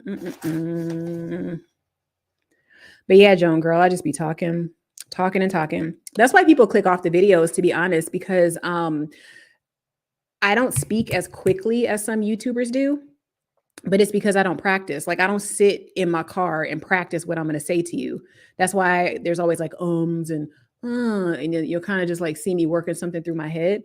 And sometimes it's hard for me to articulate myself. I know what I'm trying to say in my head, but sometimes it just doesn't come out. You know what I mean? But if you sit me in front of the computer and ask me to work something out, I can totally do that for you. You know what I mean? But the only way to get better is to just keep doing it. I was looking at a lot of YouTubers that are very big. If you really want a confidence boost in speaking publicly, I'm okay speaking publicly. Like if you gave me a group of 50 people, 100 people, I can do that. I've never had a problem with public speaking ever. But to know you have to have content and sit down and deliver it in such a way that keeps people's attention, that is very difficult to do. And to everybody that like comes to a video like, oh, you're not talking fast enough, and then they click off. Okay, well, I want to put a camera in front of your face and then have you literally sit there and talk off the cuff for an hour. And I don't want to hear any ums. I don't want you to pause. I don't want you to do anything. I want you to do it in one take. And I want to see if you can do it. And you probably can't. So I'm just saying that, like, I'm not trying to like, throw daggers. I'm just saying it because it's very hard. Like, it's hard to sit up here and do this crap. And this light that's facing me is hot. You see it in my glasses, that ring light? That thing is hot. Hot. Okay. Let me see. He does. Hey, but can anybody that's from California, can you tell me where Eric Garcetti is? Like, where is he? Honestly, the last time I saw him, I saw a picture of him standing next to my. Oh, see, this person, you must be listening to the very beginning of the live stream, because I asked that like an hour ago. Yeah, he does look deceitful, because he is. He's a liar. The soul knows. You know what I mean? When you look at him, you just know he's no good. And then remember, like, he slept with his best friend's wife, I think it was. Like, when you look at some of the leaders that are in office, like, they literally do all of the stuff that's completely against like living a decent life. Like, everybody in there has had like infidelity. A lot of people have slept their way to the top, and it's pretty shameful. But your average person doesn't care about that. So whatever. But yeah, girl, he does look deceitful. For sure. See, I lost everybody. See what I'm saying? They do. They have attention spans like a goldfish. And I already know like half of y'all I'm talking to probably ain't even here anymore, because they do have short attention spans. And I understand too, because I click off a video. If a person doesn't get to the point, I click off too. And my mom is like that. When I be talking, she be looking at me like, get to the point. What are you trying to tell me? She probably wants to shake me sometimes, because it takes me a while. I'll take you around the world before I get to the point. But anyway, that was really all I came to talk to y'all about. I just wanted to clarify like why the rent is going up. And I want you to understand like what part of this process we are all contributing to, right? Like, I know taking my California money, taking my business money, and coming into Virginia and being willing to pay a higher amount of rent, I already know that I am part of the reason that the area is going to shift. I'm not the only reason, but I am part of the problem, as they say, because if I was going to stay in my apartment and say they rose the rent to like $1,300, I wouldn't trip. I paid $15 when I lived in LA, and even saying $15, people thought that was cheap. They were like, "Wait, how do you live in Hollywood for $1,500?" Private owners. There you go. That's how you get it done. So that's all it is, y'all, to survive in this economy right now. Well, first of all, y'all are all going to survive. So stop thinking that you're going to die or something. You're not going to die. Didn't we all make it over the last 2 years? And y'all know me, I wasn't wearing. No, I didn't. And I'm still alive. Crazy, huh? But now we got to look out for the monkey see, monkey do. I can't say the word because I don't want this to get taken down. But, the monkey thing. We got to watch out for that now. And I don't think a mask can protect us from that. So yeah, it's going to be interesting to see. I'm gonna try not to talk about it on my channel because we talk about credit here. All right, I think that's all I got as far as the rent goes. So unless you guys have questions or anything, you know what I mean? Thank you for sharing your Friday with me. It's like 10:30 here on the East Coast. You're funny. Yeah, seriously. You know what you guys have to do? I'm about to give you some game. Okay, I guess we can go there. It's cool. It's cool.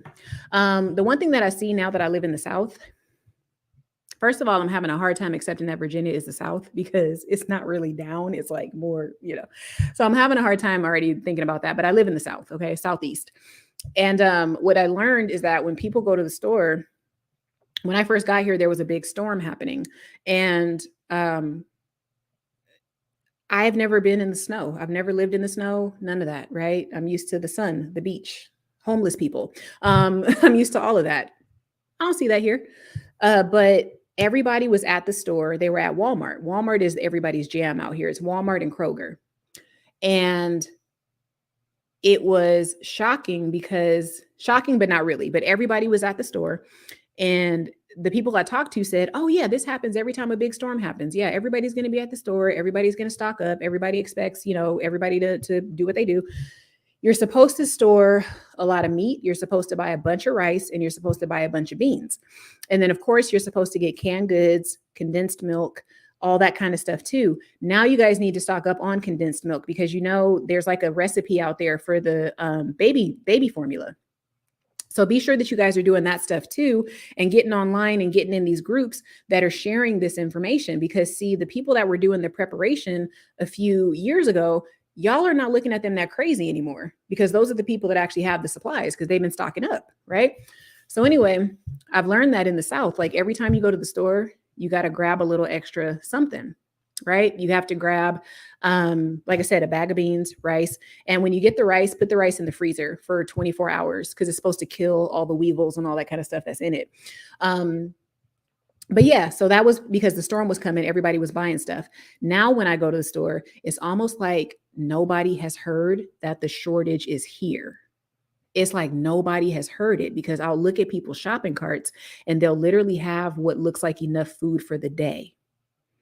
Now, that is possibly because also a lot of people are on fixed incomes because, okay, this is one thing I will tell y'all. When you work from home, you go shopping on weird days. Like I don't go grocery shopping on Saturday. That's for regular people that work in offices. Well, now I work in an office too, but you know what I mean. I go to the store like on a Wednesday at like 12 p.m. It's mostly senior citizens. So of course they shop, they don't buy very much because a lot of them are on a fixed income. So that part I can appreciate, I understand. But a part of me always wants to tell them like, please buy another bag of rice. Like, please, get some beans. Please get whatever old people eat. I know they don't have teeth. So maybe get some baby food. I don't know, get something. But it's like I almost want to just grab them and say, please buy more. Please. Because I could give y'all exactly what's about to happen. Okay. Quote me. I don't care. It's fine. We're not talking about credit right now. We're talking about survival. I have to think differently because of my living situation. Do I have people that I can call? Because no, I'm not in Virginia by myself, just, so y'all understand. Do I have people to call? Yes. Do I want to call them right away if something goes down? No. So your job right now is to protect yourself. Your job right now is to go get yourself some training, if you know what I'm talking about. And you also need to stock up on food. Because right now what's happening is, the supply chains are cut off, sure. But the thing is, remember the containers were in the oceans and stuff. So all of those containers are now coming into the stores. So if you look at some videos, Sam's Club, Walmart, they have some Walmart stores that have pallets actually in the aisles right now. Because what's about to happen is you're going to see an influx of supplies and food come in because it's all the old stuff that was sitting out on the docks that they need to now get rid of. But the thing is, if you don't stock up on that stuff when it comes out, once it's gone, that's when you're going to see the supply chain issues really start to happen. That's when it's going to go down. It's not right now. Because remember, right now, yes, we are seeing like certain things are missing. But like I said, there's also Walmart stores throughout the country that have pallet upon pallet upon pallet of goods that they have to get rid of. So I think throughout the summer, you're going to see a lot of increases of food on the shelves and things. But keep in mind, because that stuff's been sitting out in the ocean and it's been sitting at docks and, on the trains and all that kind of stuff, that stuff's going to expire a lot quicker. That's the part that's going to suck. So it's about getting educated on food that's going to last, the real non-perishable stuff. It's like the bread, certain types of canned goods and things. You are probably not canned goods. I shouldn't say that, but the breads and like all that perishable stuff, you're going to probably have to learn to live without that. And I would say right now, AM1 was here earlier, but I'm going to put him on the screen real fast. but I don't think he's here anymore. But check out his channel right here. This guy, AM1, right here. Yeah. Check him out because he goes in a little deeper than what I'm talking about right now, because his channel is more about self-sufficiency, becoming a better person, becoming a better man, but also preparing yourself for what's about to happen right now. I'm trying to prepare you on a financial tip when it comes to credit, right? But he's literally going into the lifestyle stuff, which is bomb, right? So anyway, like I said, just come back to this video, in July, not in July, like September, October. And you're going to see a lot of food and stuff is going to be on the shelves. But get yourself educated. Some of us cannot go outside and grow stuff. I know people say, grow your whatever, grow. Okay, look, unless I start a community garden, ain't nowhere to garden where I live. I don't have no balcony. Okay. No. So planting is not something I can do. However, if I relocate and get on over there to my plots of land, hell, where my property is in Illinois, they may let me start a community garden. You never know. The only thing is it might get raided. So that's the only issue. But yeah, so pay attention, just even if you don't think that a shortage is coming or a shortage is here, even if you don't think it, just as an adult, as a just as a person, prepare yourself. If you have children, what are you doing not stocking up? Right? If you're a dude and you got a wife or a girlfriend, what are you doing not stocking up? You need to be doing that right now. You're going to be sorry, man. Like just do it. It doesn't feel natural. No, it does not feel natural to fill up your cart with a whole bunch of stuff. It doesn't, but you're going to have to do it. You're going to have to, because they're going to start rationing out food. There's a dude on YouTube. I wish I had got his name so I could share it with y'all, but he's a prepper. He's a Black prepper.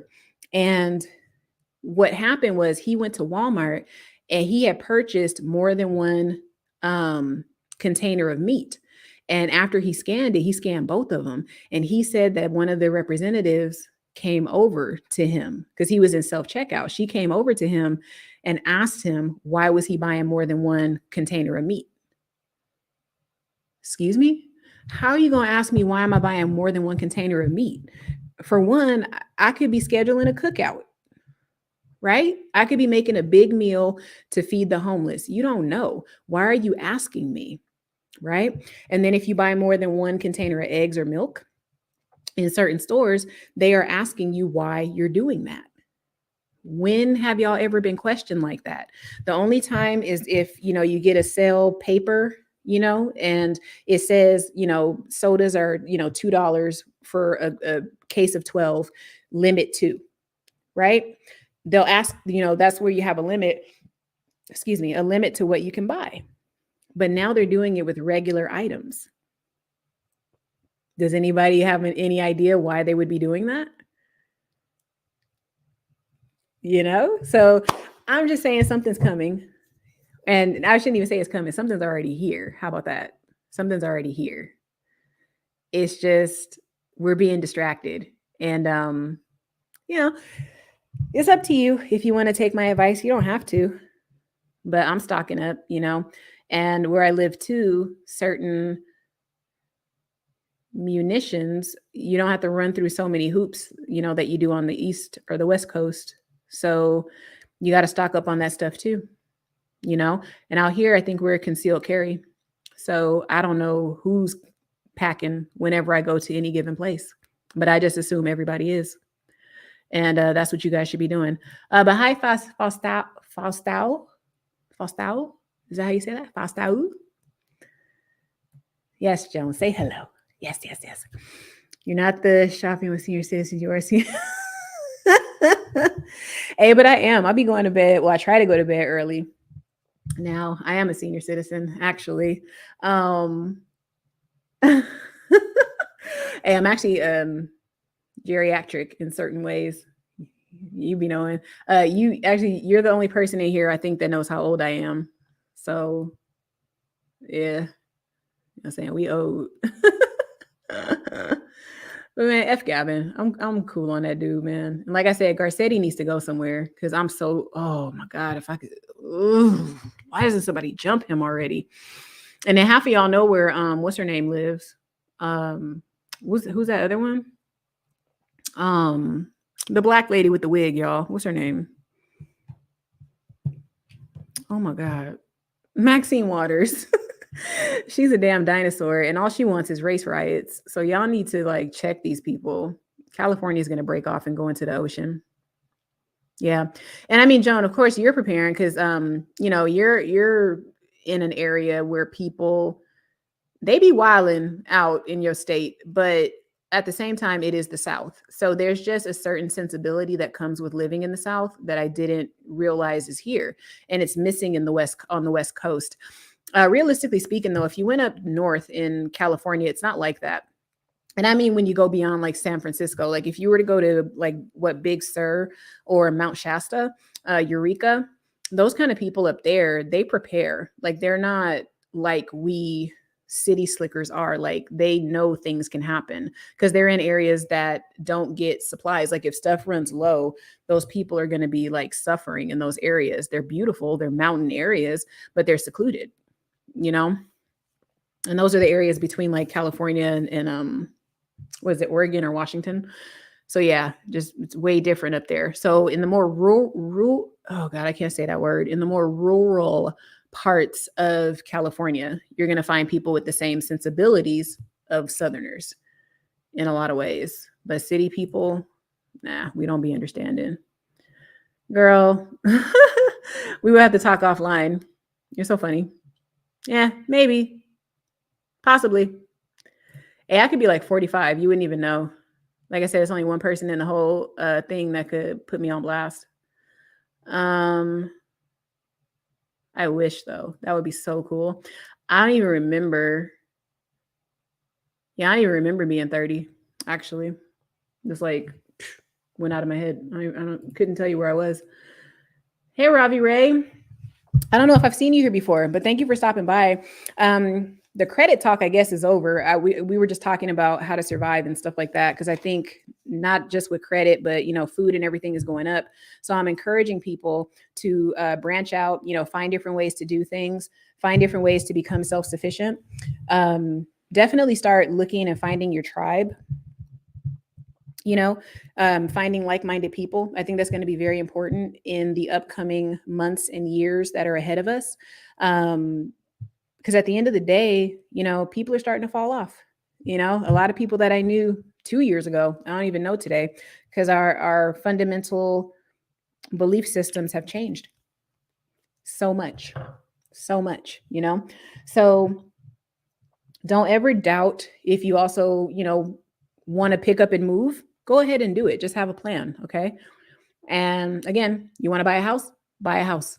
Okay. That's really my only advice to you guys. Whatever you want to do in this life, you can get it done. Just close your eyes sometimes and think about life as a game, because a lot of it is. I was talking to the guy in Subway the other day, and I told him it's so funny that a lot of us don't get along, because the one thing that we all have in common is that we're going to die one day. Can you believe that? Like we all have that one thing in common. Like we're all going to one day close our eyes and they're not going to open again. So are we that different? Really? No, we have to just play the games that are here while we can. You know, property is monopoly. What's going on with my hair, guys? Money, you know, it's already been proven now with inflation that money is like the fakest thing on the planet. But because we're here and because it's a means of exchange right now, you know, it's a vehicle for exchange, we have to play the game. Okay.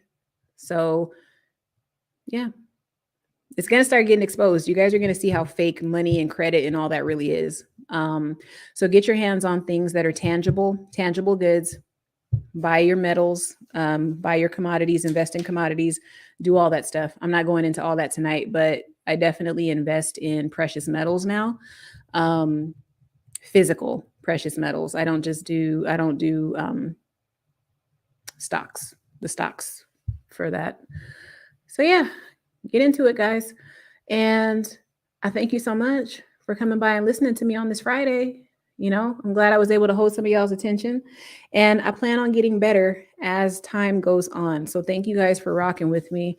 And just don't forget, consistency is key, and go buy you some rice tomorrow. All right. Buy yourself some rice and beans and condensed milk. All right. I want you to start prepping like right now. It's not just food. You got to prep your credit, money, everything. Just prep yourself. All right. You guys are all going to be winners. I already know it's going to happen because I already know I'm about to win. It's going to be an interesting next 12 months. So, coming at you from the office. Oh, wait, who's that? Somebody just got here. Hold on. I don't like to leave people hanging. Sorry, y'all. Thought I was gone, but I'm not. Okay, why crew? Is that how you say that? Hi, everyone. First time in the chat. Started some prepping. I have no idea how to find like-minded people to create a tribe. Well, okay, since you're here, oh, Lord, I guess I'll tell this story because since y'all are here, I mean, whatever. So I will tell you about finding your tribe. So just stay here, Y Crew. Even if everybody else falls off, it's okay, guys. I want to talk to Y Crew specifically. Finding your tribe is not as difficult as you think. What it is, you got to go out and kind of venture out into places that you would not typically expect to find yourself. Like I found a tribe of people a few years ago when I was changing the maybe I was always having these feelings inside, but I didn't know it. But I was very free-spirited. I'll just say that because I don't want to use buzzwords here, but I was very free-spirited and believed everybody should just do what they want and it's all good, right? I used to be that kind of person. But then something started to happen where I started to see that I needed more structure in my life and I needed to, have more concrete goals in my life. I needed to be self-sufficient. That's what I needed. So what I did was I actually found my tribe on YouTube, which is kind of weird.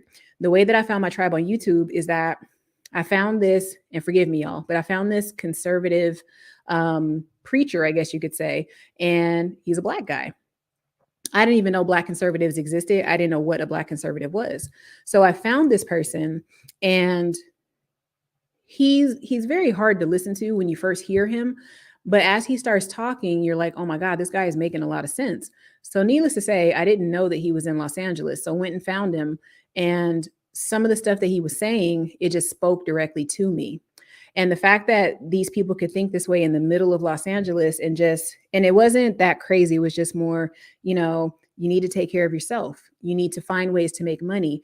Just because you're Black doesn't mean that you're not going to be successful. Get that out of your head. Like that was a big part of his message. He's like, anybody can be successful if they put their mind to it. Right. And the key is the more you lean into who you really are and the more you do that and the more you kind of just let the layers of the not you fall away, your tribe is going to start to gravitate towards you.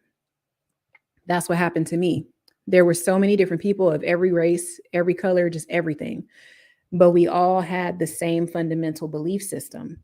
So that's when I realized like, oh, it's not always a color thing.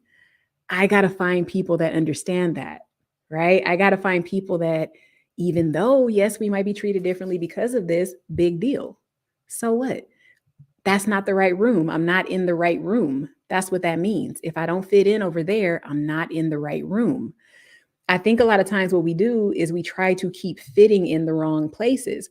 If you know, Y Crew, if you're still here, if your family does not believe in prepping and you know that you do, love your family, but keep doing you. Because as you keep doing you and searching out for people that are prepping and doing whatever they do, you're going to find your tribe.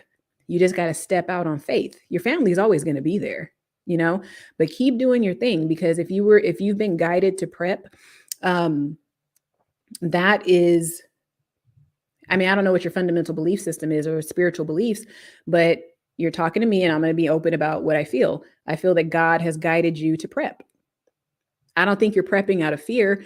It sounds like you're probably prepping because you want to prep. You know that that's a means of survival right now. You may have some family members that maybe think, okay, well, maybe the government will come save us next time, like they did in 2020. You know, those aren't your people. They're your family, but they're not your people. Two totally different things. So I found mine, like I said, on YouTube, went to the church, and then a lot of us in that crew became friends. And that was the first time in my life. Like, I've had friends before, but this was like the first time in my life I ever had friends that could be brutally honest with each other. It tripped me out. Like, I mean, oh man, dude, it was crazy. Like, have you ever had a friend that can literally tell you the truth about yourself and just be like, all right, I love you. I'll call you tomorrow. I know you're pissed. Be pissed. You know, what I told you is true. Because what you'll notice a lot of times is people will tell you stuff because they don't want to ruffle your feathers. You need to find yourself a group of people that will tell you what you need to hear every single time that you're in the wrong. And that's what this group was for me, right? This group could point out if I was being passive aggressive. They could point out to me if, I was saying something, because I was being snippy or catty, or I was being underhanded. Like, they would put me on blast, right? And I would do it for them. There's something special about that kind of friendship, and I cherish those people to this very day, and I honestly would not trade the last few years of my life for any friend I ever had. You know what I'm saying? And it's just different. It's different. And how many people can make friends when they're in their 20s and 30s? How many people really make those kind of friends? Right? Most people are still hanging out with people from high school. I don't even know if people from high school really even like each other. Sometimes it seems like they're just doing it because they just didn't want to branch out. Right? But yeah, I think you'll be okay, Y Crew. Sounds like you're going through that. I'm gonna go back to your other comment. It sounds like you're in the first stages of going to a different level. That's what I'm getting from you. The difference between you and me is that I didn't know that I needed to find like-minded people. You're already ahead of the game because you know that you want to find like-minded people. You already have half of the solution right there, because that is part of the solution right there. It's like, you just got to find the right people. And then two, I don't know your family situation, and you didn't ask for this therapy. So this is just unsolicited advice. I used to have a friend, he would get so mad at me when I would give him unsolicited advice. He would hang up on me. He's probably lurking in the chat right now. I see you. But he would get so mad, he would literally hang up in my face. And you know what's so funny? I actually met that person through the organization that I'm talking about. And on the surface, it looked like we had a lot of the same fundamental beliefs. But the more I talked to him and the more we really got to know each other, it was like, oh, wait, homie, you're still in the world. You're still in the world in a lot of ways. And I didn't know that. I gave you more credit than you deserved. So I think the more you get out there, you're going to see. And it can be lonely sometimes, but don't let that get to you. Don't let that get to you. Out of all my friends, I think maybe like 2 or 3 own businesses. Everybody else just works. So, and I don't say just works like it's nothing, but everybody doesn't have a business. So I don't even have friends I can lean on. Right? So look at it, like, think about that. I'm sitting here literally having to think of stuff on my own, and then also branch out and have to find people that are like-minded and doing the same things. Like, me getting a business office, I should say an office to do business is really what it is, but getting an office to do business is putting me in that mode, right? Because it's like, okay, now I'm here. There's, hey D Nixon, there's, I think I'm going to get more specific about where I am on another live, but dude, God has a weird way of putting you in the most fertile soil when he knows that you're ready for something. And I couldn't have asked for a better place to be renting when it comes to my business office. Like, I'm like a stone's throw away from the people that are the bread and butter of the credit repair industry. Y'all, Okay. We'll talk about it on another live. But that would have never happened, White Crew, if I never took that first step and went to that church in LA. I can guarantee you that would have never happened. My mind would have never been opened in the way that it is right now and the way that it's been opening over the last few years. My family thinks I'm crazy. You know, there was also a time where my family, um, they didn't cut me off, but you know, back in 2020 when like, oh my God, y'all, see, I should have cut this off and started another live because we're so off topic, but this is not off topic. I'm supposed to be talking about this right now. And I'll be clowning people that have lives that are this long. Um, okay, but anyway, so hey, Extreme, um, you're in Poland, right? Is it Poland? I think you say you're in Poland. Um, I don't know why, Crew. I'm feeling like I need to talk to you directly right now for some reason. So yeah. So back in 2020, not being super specific, but I didn't have that fear that everybody had about the situation in 2020. And I could only attribute that to like my belief system, right? And being around a whole bunch of people, the friends that I made, every color, by the way, like I said, color's not a thing for me anymore. It used to be, but it's not anymore. The fact that all of those people, we were on the same wavelength. We hung out all the time. We were posting on social media like, hey, we going to karaoke. We couldn't go to karaoke because all the bars were closed, but we were doing karaoke. We were doing parties. Our lives literally did not stop because of the pandemic. They didn't stop at all. But everybody around us was so fearful. Everybody around us, like, you know, oh, I know somebody that, you know, died from this and this. Da, da, da, da. You're crazy. You don't know. I'm like, hey, bro, I know somebody that died choking on a McDonald's hamburger. What's your point? What's your point? Did I not just say we're all going to die one day? Did I not just say that? So the thing is, if you just have this energy about yourself, not a cockiness, but a knowing that you're going to be okay, I think that you can be carried through certain situations. So that's really what I'm getting at with that. I got sick, I think one time, and that was last year. So it wasn't, I'm still here. So, and I don't even know if it was what they say you know, I don't know. I don't know what it was, to be honest, but nothing happened. In 2020, nothing happened. The very first time I actually got sick with anything was, I think, in like July 2021. And I still wasn't scared because you know what happened when I went out into the sun? I felt good as new. And what do they tell you? Stay inside. Why? Why would I stay inside? I need vitamin D. Anytime you get sick, vitamin D is the first thing that you need, right? I'm telling you, I'm not kidding. I was on my butt for like 3 days. And then something told me, girl, get out in that sun. I went out into that sun. I literally felt like I was a new plant sprouting to life. Not even kidding you. That's why they want you to stay inside if you get sick, because they want you to stay sick. So that's all the conspiracy theory stuff I'm going to give you for tonight. But I hope you come back. I hope you come back because I want to keep up with you. If you're down for that, like I want to keep up with you because I think anybody that's looking for a new group and they're not afraid to share who they really are, or at least try to get more comfortable in who they are becoming, I support that person 100%. Unless you want to cut off your body parts, then I'm kind of like, well, there's a place for you. It's just not not on this not on this channel. I'm not saying it's good or bad. I'm just saying I can't really help you with that kind of thing. Oh my gosh. Let me see who else is here. Oh wait, what'd you say now? I feel like I'm so far behind in prepping. Listen, everybody's behind in prepping. Let's be honest. You know? I am I guess without being too specific, I'm very 2A. I'm 2A all the way. I don't feel that I can ever have enough. I can never have enough. Okay. When it comes to 2A, take a cue from your government. You can never have enough.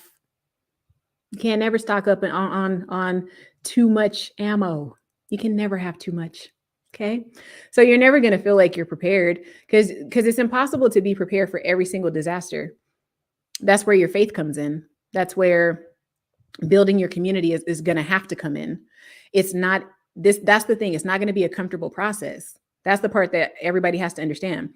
Like, I have some personal goals for myself, physically, spiritually, financially, all that kind of stuff. It dawned on me the other day, I got to become a whole different person, somebody I've never been my entire life. I got to become a whole new person. Whole new person. I got to wake up earlier. I got to write down my goals. When I talk to you guys, I have to write down notes, even though I don't be sticking to them. I'm not used to doing none of that. I'm not used to doing any of that. So just know you'll always feel like you're behind, but keep going. Can't be prepared for everything. You can't. What if I don't know if you live in tornado country. What if a tornado came through for the first time ever in the history of your city? You might not be prepared for that. But don't stress about it. Oh, are you on your second grind? I'm on my second grind for sure. But thank you for coming by, D Nixon. Of course I'm in your thoughts, because on some level we might be we're on the same wavelength in a lot of ways. So that's great. You know, keep looking for your tribe though if you're still here.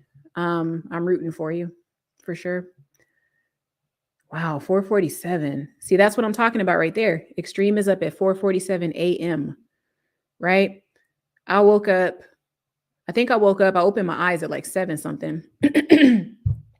I ain't get out of bed at 7 something though. I'm not even gonna lie. I rolled over and I checked my phone. Got to become a different person. Here in Poland. Wow. What is it like in Poland? My goodness. Is it cold? I mean, you could move to like Michigan or something, or the Midwest, and it'll be like little Poland. There are a lot of Polish people in the Midwest. You should just go to the Midwest. Oh, yeah, I agree with you. If you're still here, I keep saying if you're still here.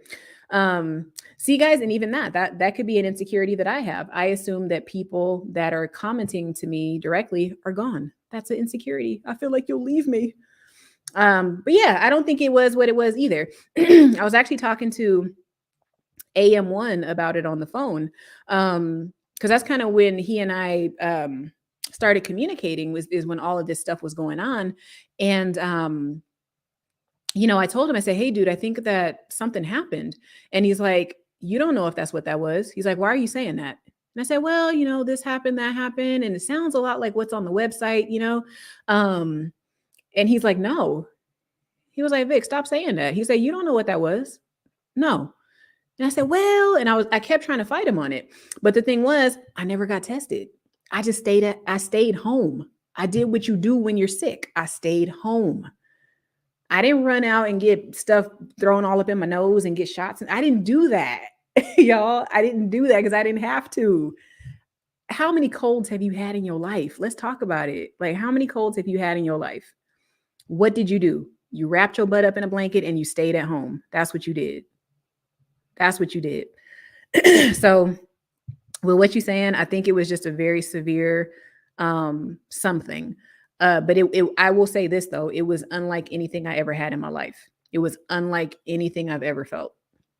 And I haven't had the can you say the FLU word? I don't even know if that word is allowed on YouTube anymore. But I haven't had an FLU since 2003. So that's what I'm saying, guys. And I'm not the healthiest person. So that's why I didn't believe none of that stuff that was going down. Because my lifestyle has not been the most healthy. And if somebody like me can make it out, it's like, okay, I have pre-existing conditions. I'm asthmatic. I should have been the main person in the hospital, but I wasn't. I'm asthmatic, like a severe asthmatic. When it goes down, it goes down. Matter of fact, I think Dwight might have been there when I had an attack in high school.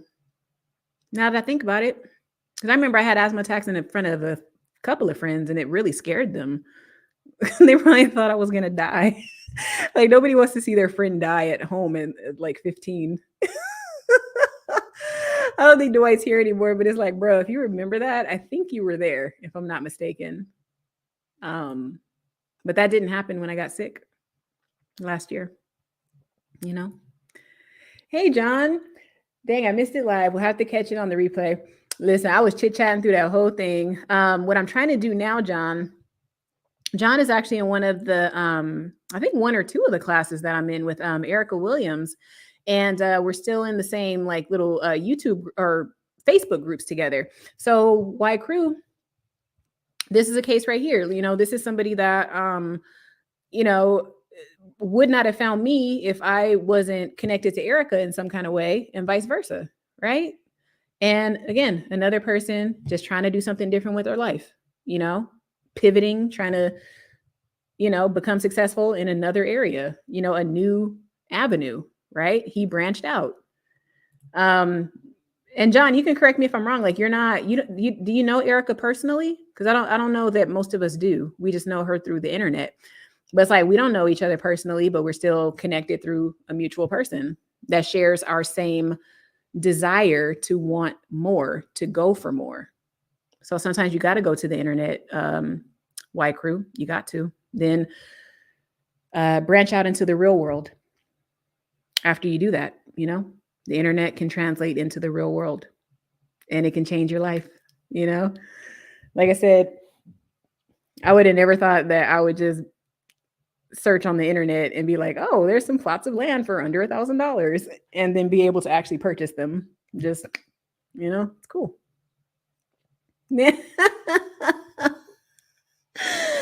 I'm just saying, you know, do you? I'm just saying, you know, folks, live your life, cut off whatever you want, but you better do your research before you do that. I'll be tripping off of just cutting my hair. And look at this, y'all. My hair is like longer than it looks. Isn't that crazy? The shrinkage is real with this hair. Like, so I'd be tripping even trying to cut off my ends, y'all. So imagine me trying to cut off. Well, I don't have stuff to cut off. I have, you know, I'm a woman. But if I have trouble cutting off my split ends, like, come on. I ain't cutting off nothing else, y'all. No, I need that. Okay, I need that. Oh man, that sucks. Hurricane country. So you must be what, in like Florida or something? That's got to be hard for buying property. Whatever happened to that with that property that sunk into the ground? Dude, nobody's even talked about that anymore. Hold on. See, that's the kind of stuff I don't like.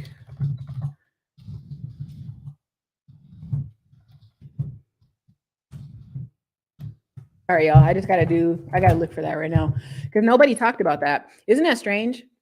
A whole apartment complex sunk into the ground. They covered it for like a week and then they let it go. Do you know they're probably still recovering bodies? Dude, why has nobody been talking about that? If anybody knows about that, Chaplin Towers South. Bro, it feels like September, you know what, all over again. It's like buildings collapse and nobody cares. Amazing. Look at this. Hold on, guys. I'm going to share this. Just bear with me real quick because once I get on something like this, it's like I get focused on it. Does anybody know what has happened with this building since that happened in Florida? Like, dude, that's like a portion of the population that's like no longer here because that whole building was not empty when it fell, you know, and now it's like nothing. Nobody talks about anything. Like it never freaking went down. Amazing. Anyway, I'm sorry, y'all. I got sidetracked on that. Yeah. And I mean, do they even test for that? Because from what I understand, if what I got was that thing, technically I have antibodies, so I'm not afraid. Like I'm not scared. And I got to tell y'all, I have not worn since I got here to the South. Nobody here wears them. Remember, Virginia, you know, we're a commonwealth. Not that it means anything different. They don't function any differently than your average state. So I know we say it's a commonwealth, but that's just, they haven't changed it to say it's a state. But everybody here I see a few people, but for the most part, no. They may have a sign up, but when you walk in, even the workers, they don't have them on. I haven't seen one. Like, no, it's not a thing here. Um, oh, sorry, but back to that. Yeah, I didn't know they even had a test for the flu. I didn't even know. I thought it was just you throw up and you feel queasy, and then you just assume that's what it is. I didn't even know there was a test for it, and I've never gotten one of those in my life. Never gotten a flu stab. Yes, girl. Yes, I have the blue one. Um, I forget what it's called. That's another thing that's sad. It's like people like us that have maybe had those issues for life. I do believe that there has to be a holistic way to get rid of those kinds of ailments. Because to my knowledge, um, I think asthma is like an immunodeficiency type thing. So I have a strong feeling that there has to be some sort of like lifestyle change, probably not eating chicken wings. But I think that there's a lifestyle change that I could make and pivot, and my asthma would subside. I don't think that it's a lifelong thing. I think a lot of it is I believe that it is. So I'm in that cycle of believing that that's like a lifelong ailment, but it might not be. Hey, I'll be having trouble. Like, it's getting shorter just because every time if I twist it, if I could feel the ends kind of feel a little rough, then I'll just grab the scissors. But even when I grab the scissors, I'll be like, oh, do I have to cut all of that? Okay. Ooh. And then I just throw it. I don't even want to look at it. But it's interesting because Black girls don't like cutting their hair. We don't like cutting our hair. I know that's stereotypical, but we don't like cutting our hair. I'll give y'all another stretch for the people that missed it. Yeah. It's long, like I said, it's longer than it looks. And like I think all Black girls have really long hair in the back. I just think that it doesn't look that way when you first look at us. But every natural girl that you see, a lot of those girls have a lot of hair. It's just compact. We got hair, y'all. Don't trip.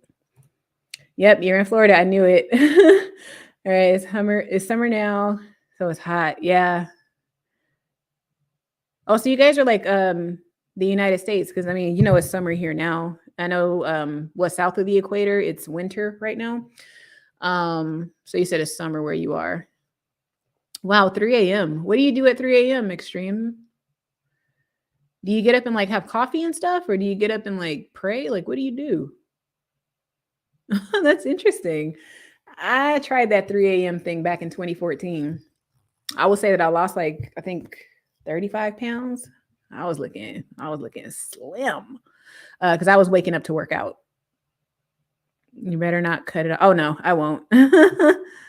I won't say never because I know when I get older, I'm not gonna want to deal with my hair. Like dealing with natural hair is a labor of love, which is kind of funny because people think that natural girls don't do much with their hair. I beg to differ. If you take care if you take care of it, I'm gonna say, because there's some girls that just wake up and it'd be like lopsided and stuff, but and mine looks different depending on the angle. Like this angle is more how my hair actually really looks, but if you look at my car video from earlier, it looks like it's like 5 inches shorter, just because of the camera angle. First time listening, a great channel, great commentary. Thank you.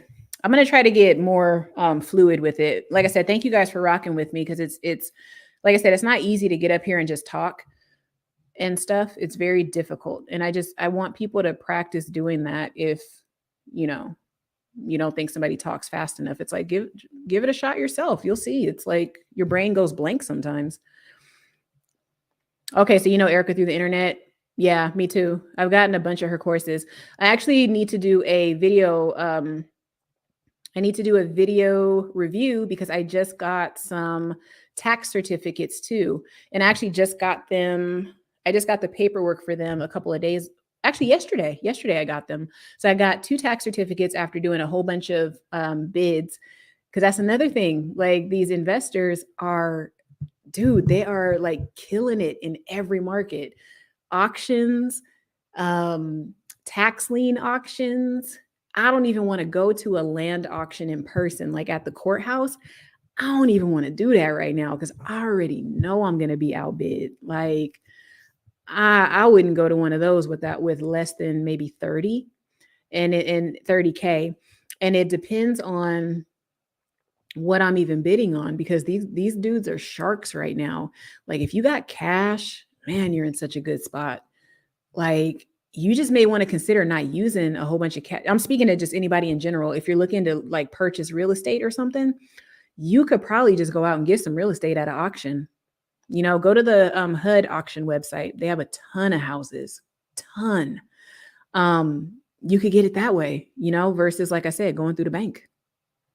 Crazy. But I would have never learned stuff like that if I didn't run into Erica, that's who John is talking about right here. Mm-hmm. She does have a lot of diverse people. She's really cool.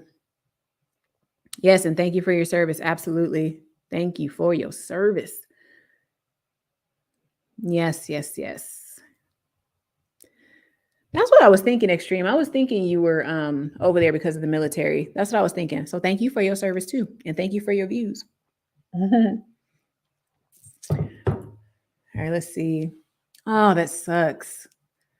Man, your nose is probably all raw. Hey, what does that feel like? That sucks. Is it painful? Because it feels like it'll jab your brain or something. I don't know. And they say you can't travel internationally if you don't get it. I guess I ain't going nowhere because y'all, damn, I probably shouldn't even be saying this publicly, but I have never, I've never, and I don't plan to. Like I said, I'm still alive. I was able to move across the country without fear. Y'all, I am not worried about what these people are talking about on the news. Mm-hmm. Yeah, herbs specific for respiratory problems. And I'm almost sure, like I said, go to AM1, go to his channel as well. And again, he's another one. I met him through Erica as well. Would not know AM1 if it was not for Erica Williams. So you see, she's connecting people, and she knows. She calls herself a super connector. She knows what's up. She's definitely a super connector. I'm sorry, I didn't even read it. Yeah, so I'm gonna definitely look into those herbs because I do feel, like I said, that's something I'm gonna focus on in life because I cannot accept this lifelong asthma thing. My mom always tells the story that when I was born, that I guess I came out not breathing. Like I was like, I guess I turned blue or something. And she said that they told her it was because I was having an asthma attack as soon as I was born. So it's been a lifelong ailment for me. But like I said, I don't believe I'll have it my whole life.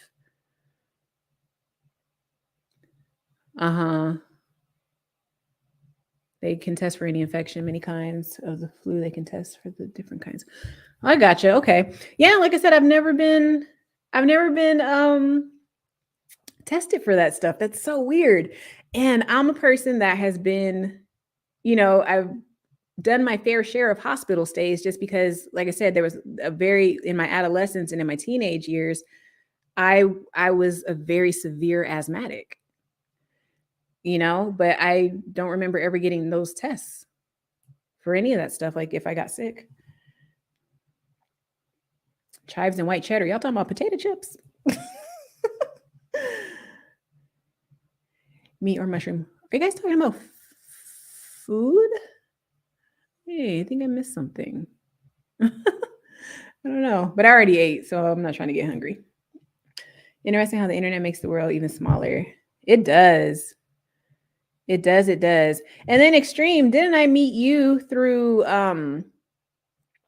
Rod over at Points Blank Travel? I think that's where I found you, or you found me, or whatever it was. But that's, I think, how we became familiar with one another, if I'm not mistaken. I could be wrong, but I think that's how I found you or whatever, right?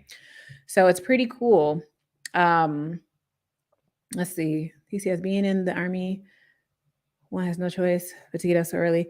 That's true. And then the one thing that I love about like military people is y'all be folding your clothes. I like that because I don't like folding clothes. I don't like folding clothes and I don't like making the bed. It is so good that I'm in Virginia. I was just by one of those military schools a couple of weeks ago, and I was thinking, man, I need to go post up at one of these one of these restaurants. You know what I'm saying? Like being in a military town on a Saturday night. I mean, hey, you never know. Um, but it was so funny. I thought about that. I was like, dude, I should post up. That's another cool thing about living in Virginia. You see a lot of military people. And then I'm not too far. Well, I am kind of far from DC, generally speaking, but I would like to get up there to see some stuff. Again, I figured it was. I had a homegirl out in LA that was a nurse. I don't know if she ever ended up getting all of that stuff. I don't even know if she's ever been tested, but she was kind of at a crossroads back when we became friends, because that's about the time when everything kind of hit the fan back in 2020. And, you know, she has some fundamental beliefs that told her, hey, this is a sham and you probably shouldn't do it. But she was a very successful nurse. So those are the kind of crossroads that a lot of y'all and myself as well are going to be challenged with as time goes on, because here she is, this really successful person in the medical field, and she's doing something that she knows is going to set her up for the rest of her life. But on a spiritual, like deeper level, she knows that that industry is going to require her to do some things that are not okay in her soul. She now has to make a decision, right? And once it's in the body, it's in the body. There's nothing she could do about that. So I don't even know what she's done. We kind of lost contact. That's right, girl. Mm-hmm. Yeah, people are buying it right now. This is her. I'll put her in the I think this is her whole. Oh no, no, no, no, no. It's this is for you, Extreme. I'm giving you the name of the girl. She actually just changed the name of her channel. It's like super long now. It used to just be Erica Williams. But I think if you right there, that's her name right there. So Extreme, if you go over there, if you go to her channel though, let her know that you found out about her through Credit Solutionist and through John, because I know she gets a kick out of when people when people are connected, but it's like, bro, that girl, she's been at it forever, man. Like she's been on YouTube, I think, gosh, I don't even know. She's been on there a long time though, like way longer than I have. And she's been on my radar for years, But to look at her journey is so inspiring. Very inspiring, She took a chance, like she really literally bet on herself when nobody like believed in her vision. And now to see it, insane. She's a big reason why I decided that it was time to start pushing forward in a lot of stuff. And I'm in no way half as like as dynamic as she is. Just check her out. She's dope.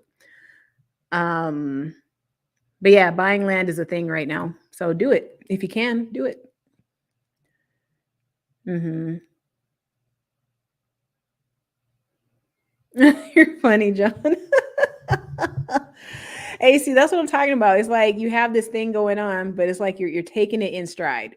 You're not like, oh, it's the end of the world. I have a brain tumor. Oh, it's the end of the world. No. Like if you woke up, you are doing fine. Like, yes, it can suck sometimes, but it's like, bro, you woke up. So you're doing fine.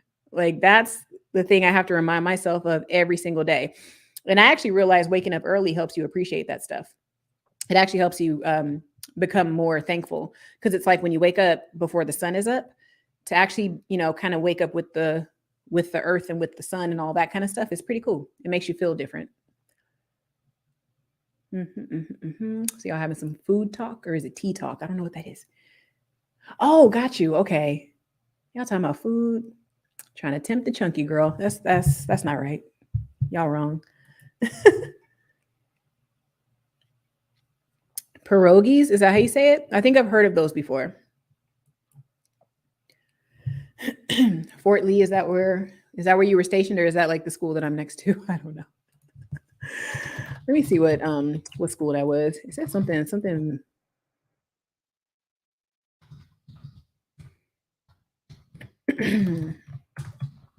And really, I shouldn't be looking at nobody in a military school. I'm way too old for anybody that's there, unless they're an instructor.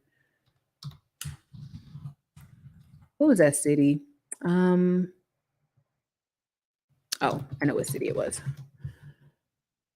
Virginia Military Institute. That's the school that I was. Yeah. Oh God, John, there you go. Oh dude, I did. Oh my God, I didn't even need to Google. You were ahead of the game, bro. Yes, that was the school that I was near.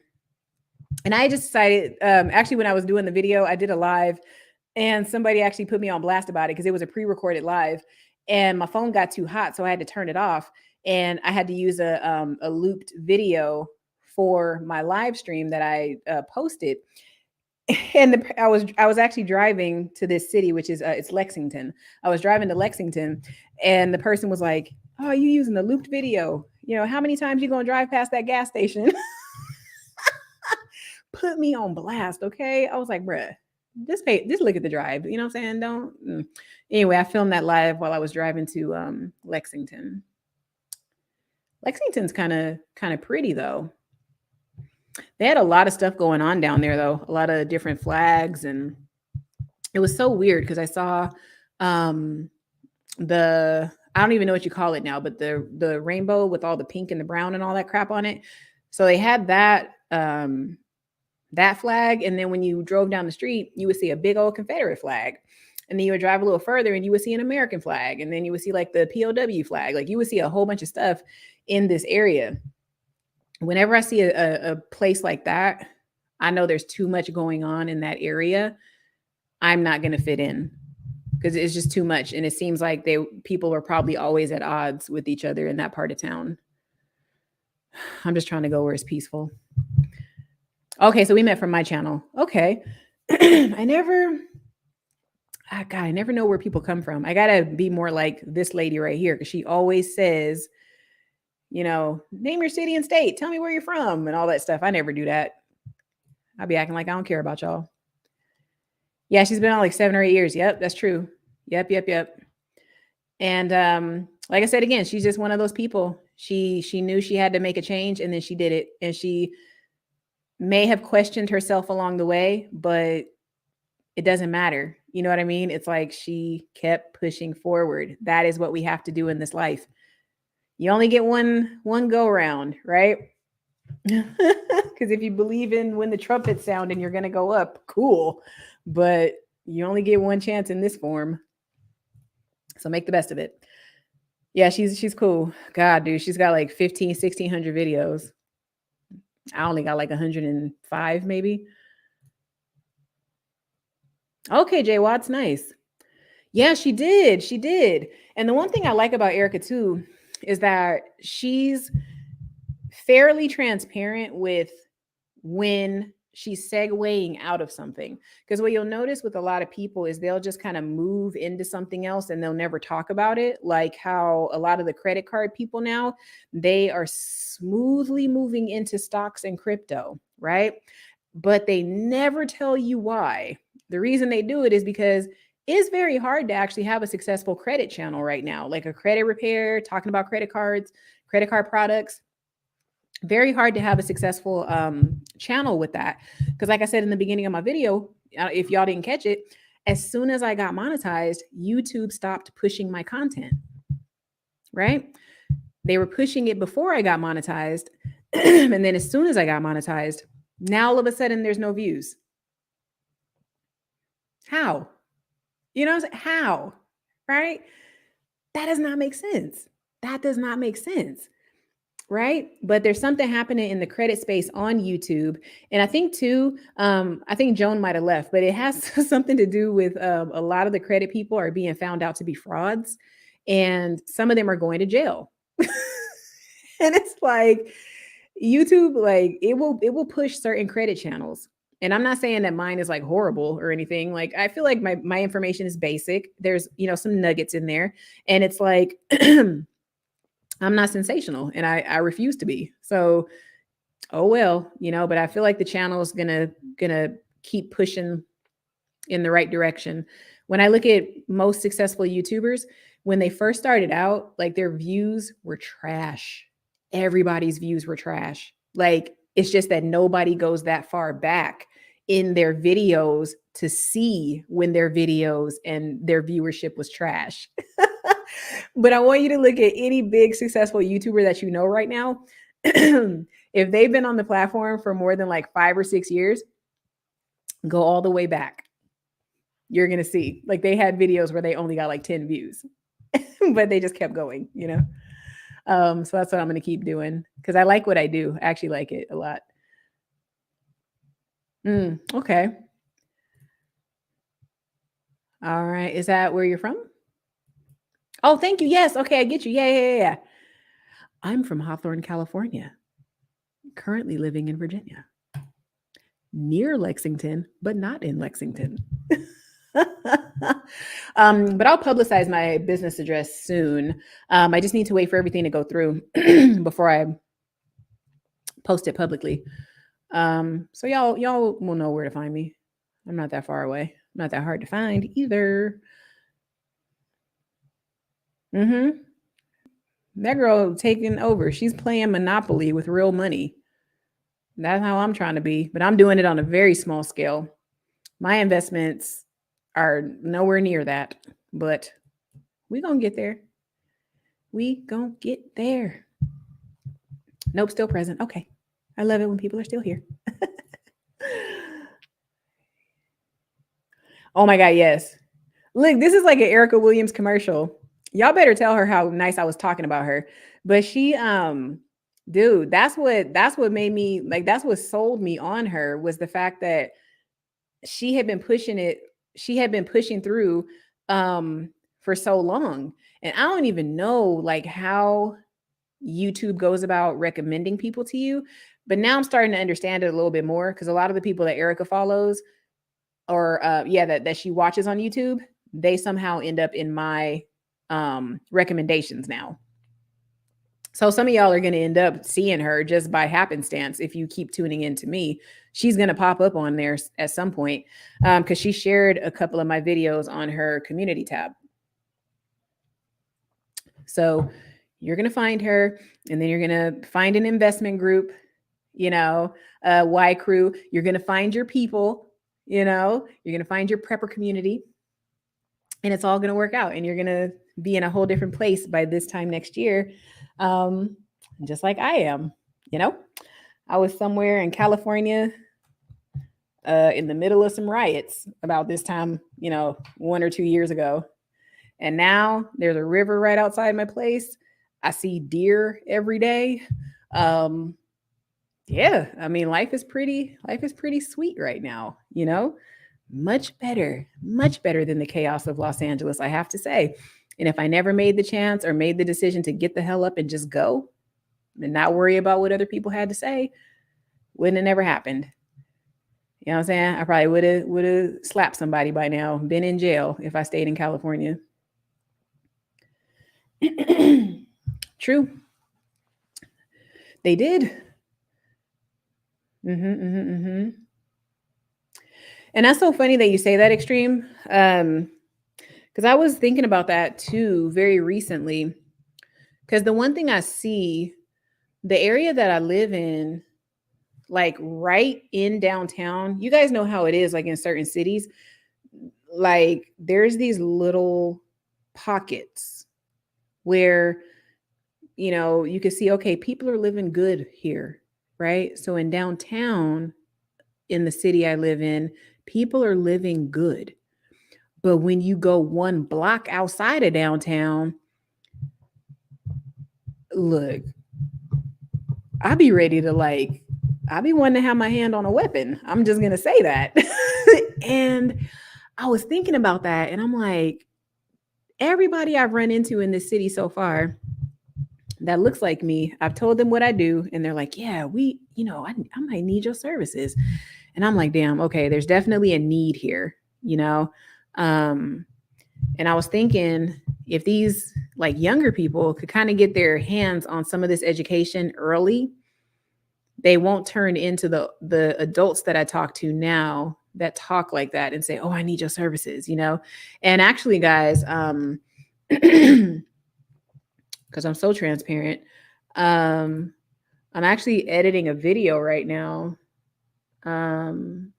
That's called Kids and Credit. Actually, since you guys are here, I'll show you the thumbnail really quick. I did the thumbnail today. So it's funny you say that, Extreme. And little stuff like this kind of lets me know I'm on the right track. Because I'm gonna do a video.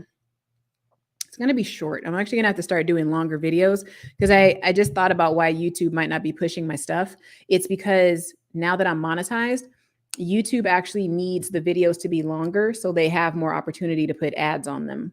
And I've only been doing 2 and 3 minute videos for the last couple of weeks.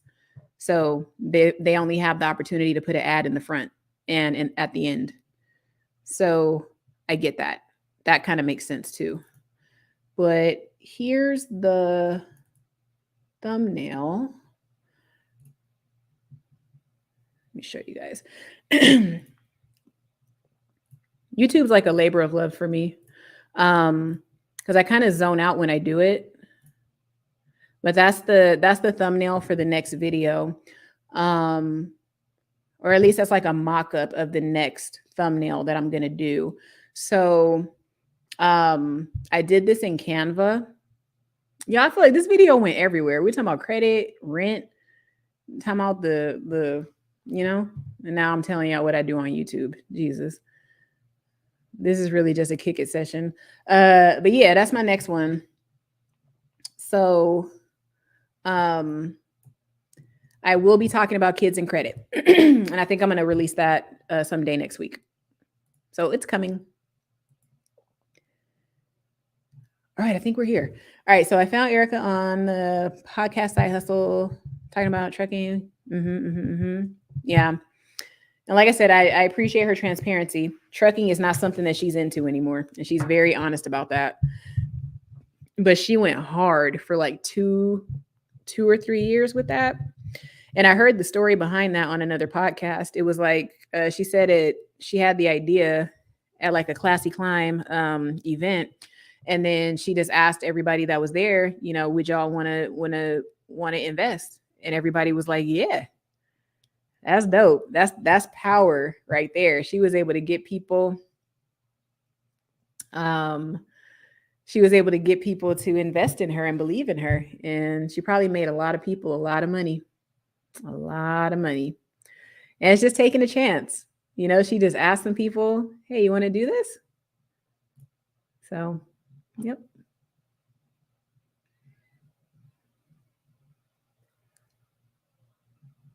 You said I stopped coaching people to start their own credit repair business.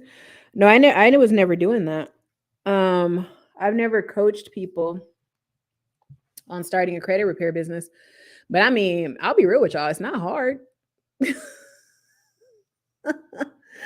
It's really not hard at all. Like a lot of it is just, he said, no, stop for 2 hours.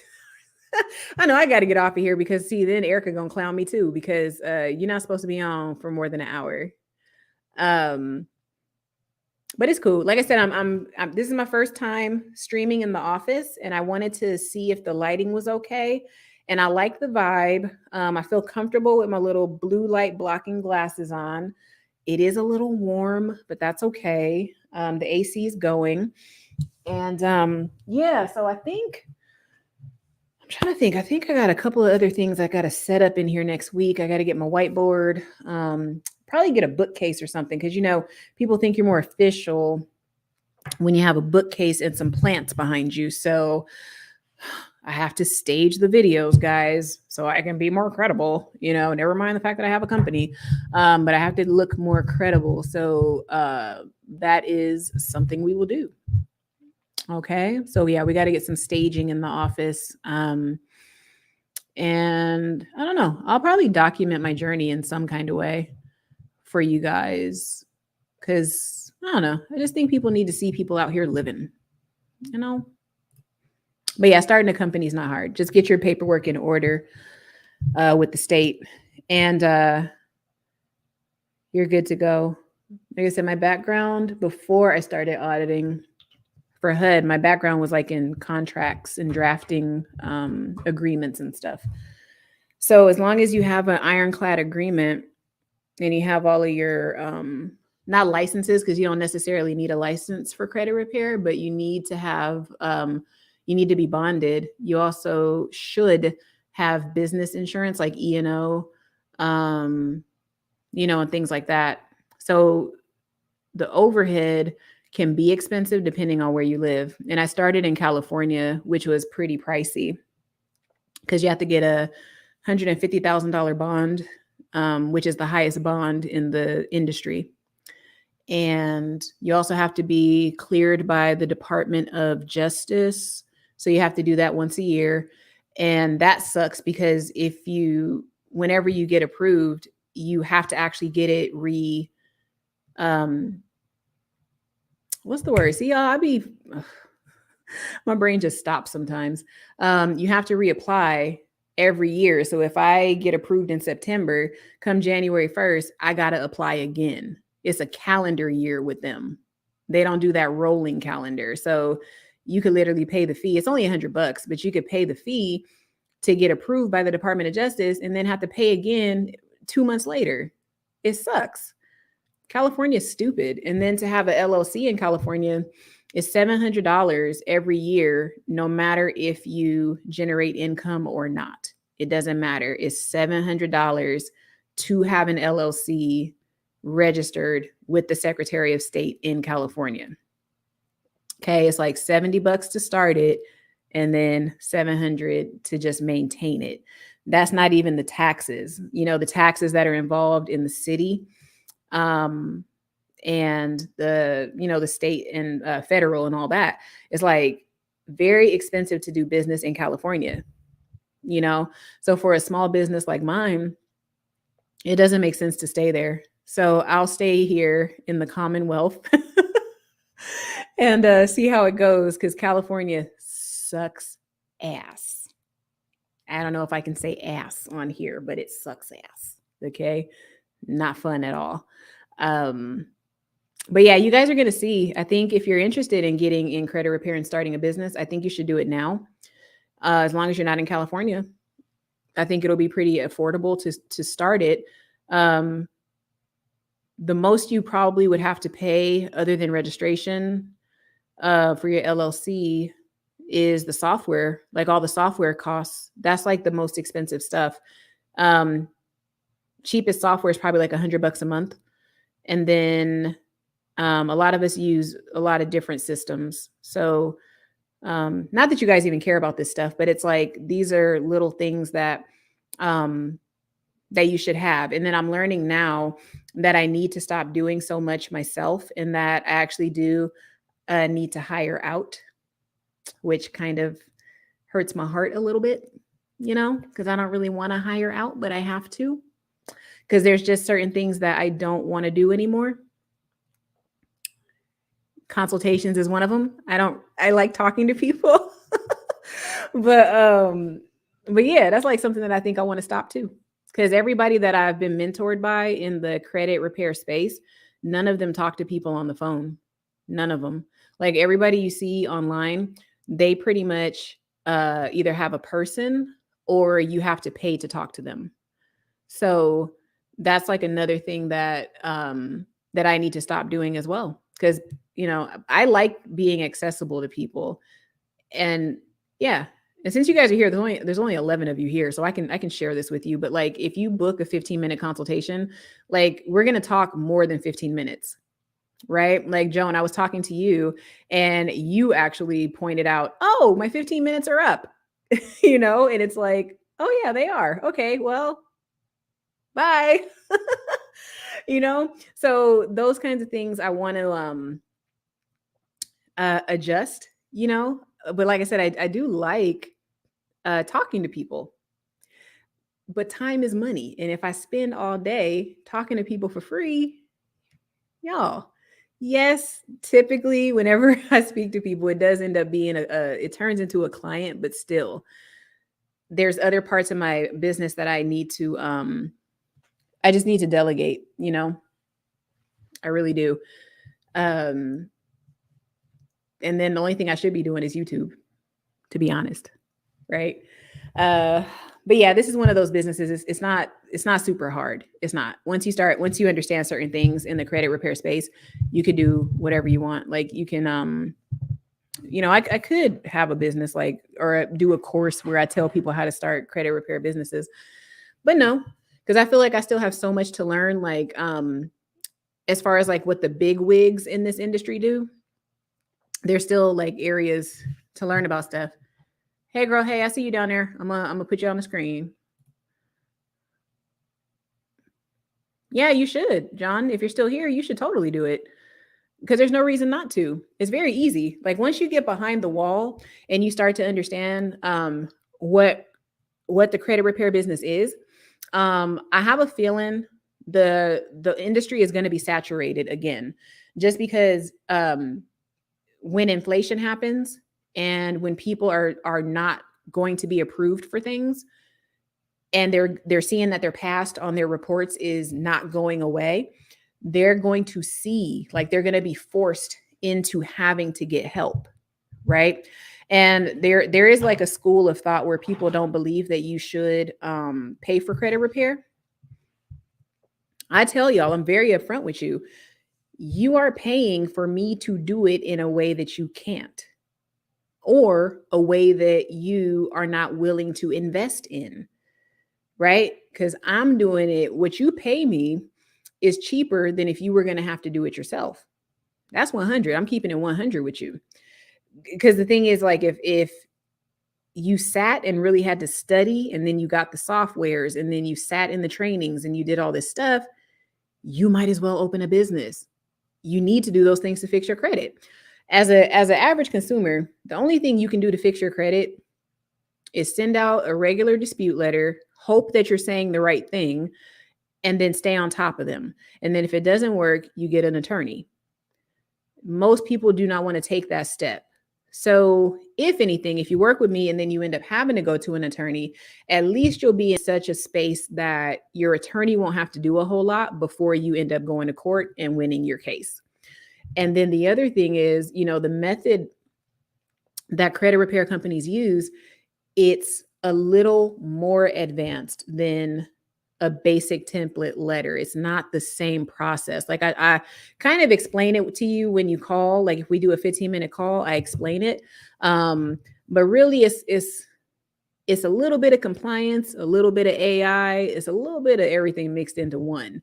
And your average consumer doesn't have the time or patience to do that. Your average consumer cannot even click on a video for 5 minutes and just watch it straight through, even if that video will change their life. Right? So I'm just saying, most processes are not that hard. It's just, you have to pay attention. You have to stop what you're doing. You have to put this thing down, Then I got my burner phone. I got 2, you know what I'm saying? You have to put the phone down. You got to, put things down and get focused. So yeah, John, get into it, because I think the industry is about to really take off. So that's why you're going to see me push a lot more content. You're going to see a lot more credit channels pop up. A lot of channels that were dormant are going to start coming back up. Yeah, that's what's going to happen. I'm here to help, obviously, in any way that I can, but it's a busy business. I'm not going to act like it's easy. And like, there's not going to be days where you're going to have to put in a lot of work. So, but you're a Navy guy, so you already know that, John. You know about putting in work. Hey, girlfriend. If you're still here, doing just fine. Did you post your video today, Mentor Shelly? I hope you did. I hope you did. I think, if I'm not mistaken, you texted me and told me that you was going to do a video today. I think you even said you was going to go live, but you did not go live because I didn't get an alert. And Mentor Shelly, we were all just talking about how some of us got connected to each other. Mentor Shelly is actually, she was with me on this video right here. It's actually on my screen. Right here. You'll see me on there too. There you go. She's right there. That's Mentor Shelly right there. So she's an HR. What would you call yourself? HR professional, HR aficionado. You know what I mean? But check out her channel too, because she has really great information on how you need to maneuver and move in the job industry right now. A lot of people need this information. And like I said, it's smaller YouTube channels like hers and like mine and like, anybody else's that you may run into. A lot of times we give a lot of information that it takes a lot of other content creators a long time to get around to, or they charge you for the information. Yeah, Shelly has definitely shared a lot of stuff on her channel. And there we go. Let me put there you are. This is her position right here. And like I said, we have a live stream together. I was on her channel and she came on mine as well. So, yeah, if you need career coaching, HR consulting, she can definitely help you with that. And if I remember correctly, you are in the manufacturing space right now, but you have like experience in IT and all that kind of stuff as far as career consulting and all that good stuff. So she can really help you, because manufacturing is something that's not going away. That's not going away, y'all. And neither is IT. Not going away. So just find your niche, get into it, and do something. 2 years from now, I probably won't be doing credit repair, y'all. There's a million things out there that I can see are possible, so whatever you think you can get into, do it. Why not? Of course, I'm always shout you out, girlfriend.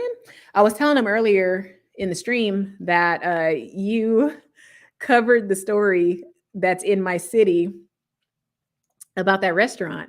The office that I got is not too far away from that restaurant.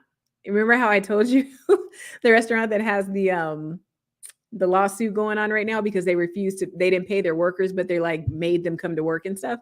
That restaurant is right out on the main street when I turn the corner from my office now. And you know what? What's so funny, Mentor Shelly? I told you their enchiladas weren't even that good. And I'm not going to put that restaurant on blast. Like, I'm not going to say what the name of the restaurant, but the food was not that bomb. It was like just okay. And they put ground beef in their beef enchiladas instead of shredded beef. Like, I like machaca. Like, I like shredded beef in my enchiladas. They put ground beef in the enchiladas, and then they put a whole bunch of white cheese in it. And then the beans had some kind of weird white cheese on it. And then my cheese enchilada had this really weird tasting white cheese in it too. It was just not good. It wasn't good. And it must have just been because the employees are disgruntled.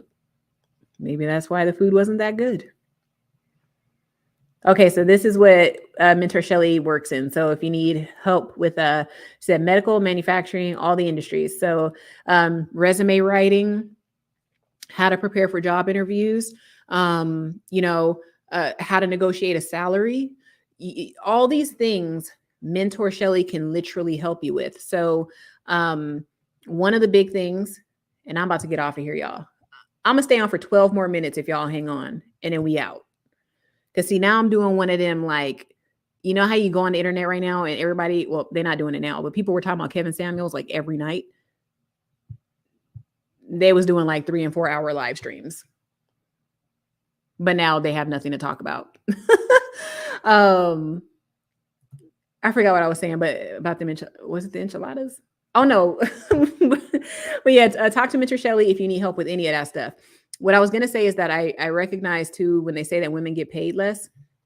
Mentor Shelly, you and I should probably have a conversation about this. My friend actually told me that it's not technically that women get paid less. It's just that we don't know how to negotiate. That's what I heard. I heard that we are too hesitant to ask for more money, where a man walks in and he just demands the money and says, this is what I'm worth. Instead, with us, we stay and we say, oh, if it says $70,000, I'm going to ask for 70,000 instead of asking for 75. Like that's what they say that women do. So it's like, we actually we make 70 cents on the dollar because we ask for 70 cents on a dollar, or we don't negotiate to get more. So I thought, damn, she's kind of right. Cause every job I've ever gotten, I went back and forth one time. And that was actually my last corporate job that I had. We kind of haggled a little bit. And I said, look, if you asking me to come over here, you got to pay me like at least a third more. Only a third. I said, y'all got to at least meet that. And they actually ended up beating it, which I was like, holy shit. Okay. So if you go and negotiate, sometimes they will literally give you what you ask for or more because you got some nerve asking for it. So they like, damn, you know? It also depends on the job too. Don't be asking for $20 an hour if you just a cashier at like Walmart. They hardly work. Okay. Let's be honest. Oh man. Sweet. And John, yeah, thank you for subscribing to Mentor Shelly. And I love that you guys are here with us like during our journey because we're going to be growing and then you guys get to grow with us and see what the journey of a YouTuber truly is. Because like I said, every YouTuber that I follow started off slow, even Erica. And now it's like, I don't even remember any time that I've seen Erica get under like what, 2,000-3,000 views for every live stream she does. I've never seen her get less than that. Now I can't even remember a time where I saw that. So it's crazy. Oh, I think I went through these already. Oh, the thing about the women not negotiating. I think I've heard him say that too. And the funny thing is my friend that said the thing about us not negotiating, she was right because I've talked about this girl before. She is somebody that I met through that church I was talking about. And, you know, she's very open about it. She has an 8th grade education and she's always been able to hold manager roles and she's always been over people. 8th grade education. Do you understand that most job descriptions literally say that you have to have a college education? She did not graduate from the 8th grade, or only the 8th grade is all she has. And now she's a vice president of operations for a company. She never got her diploma. What it is that she has hustle. And then the other thing she did is she works with an entrepreneur, but this guy happens to be a multimillionaire. So you never know where your skills are going to take you, you know, because she doesn't have the academics, but her business savvy is unheard of, you know? So knowing people like that, I know anything's possible. Anything's possible. Okay. So these are all her skills here, y'all. Better get on that. Get on that. And see, I don't mind promoting other people. Like that's not, who cares, right? It's like, come on now. Everybody, why not? You know, if you're good at what you do, doesn't matter if you promote other people. Hell, I'll bring another credit person on my channel. I don't care. Like, let's get some exposure, y'all, you know? But this is what my girl Shelly does. So interview coaching, resume creation, or restructuring, LinkedIn profile optimization. A lot of employers are finding people off of LinkedIn now. I get profile views on LinkedIn every single day. And y'all, it's barely anything on my LinkedIn. So I'm like, damn. But what it means is that people are searching me. People want to find out about who I am and what I do. And I'm popping up by keyword searches. So LinkedIn is legit, y'all. It's something y'all need to do. Remember when we were younger, it was monster.com. But now it's LinkedIn. Sweet. Thank you, Joan. Yeah, I think you'll find some valuable content there. And if you guys have any ideas, I'm sure Shelly will be open to them because we want to know what you guys want to see. You know, I'm always open to a suggestion. Who hardly works? Women? Or the Walmart people? Women be working hard. Let's see. That's you have your research in place. I'll talk about how to negotiate well. Receive initial offer. There you go. So see that, like I said, that's a conversation or a topic I would love to hear you talk about. Because like I said, when it was posed to me in a certain way, to me, it makes sense because I've had that experience of, you know, being hesitant to negotiate. And I literally could have harmed my chances of a good income because I was almost afraid to negotiate. And then something told me, you better negotiate. Because the thing was, I was a property manager and taking that job, I was going to end up having to pay rent because as a manager, I wasn't paying rent. But to move into the corporate office and become an auditor, I was going to basically not have free rent and a salary. So free rent plus a salary, that's a lot of damn money. But then to move me to a position where I'm only going to be salaried, you need to cover my rent. And then I need a raise in addition to my like annual salary that you're giving me. It's like, y'all got to really come correct. Because I'm going from not paying no rent or utilities. Shit, y'all covering that. And then some. So no. Alrighty, I think I reached the bottom. Yay. Okay. Yeah, so I bet if I cleaned up my LinkedIn, I probably, you know what I'm saying, I'd be able to have like 2 or 3 jobs and my credit repair business. Then y'all will never see me. But anyway, guys, watch out for the next video. It's going to be about kids and credit. I will tell you about my experience with being a kid with credit.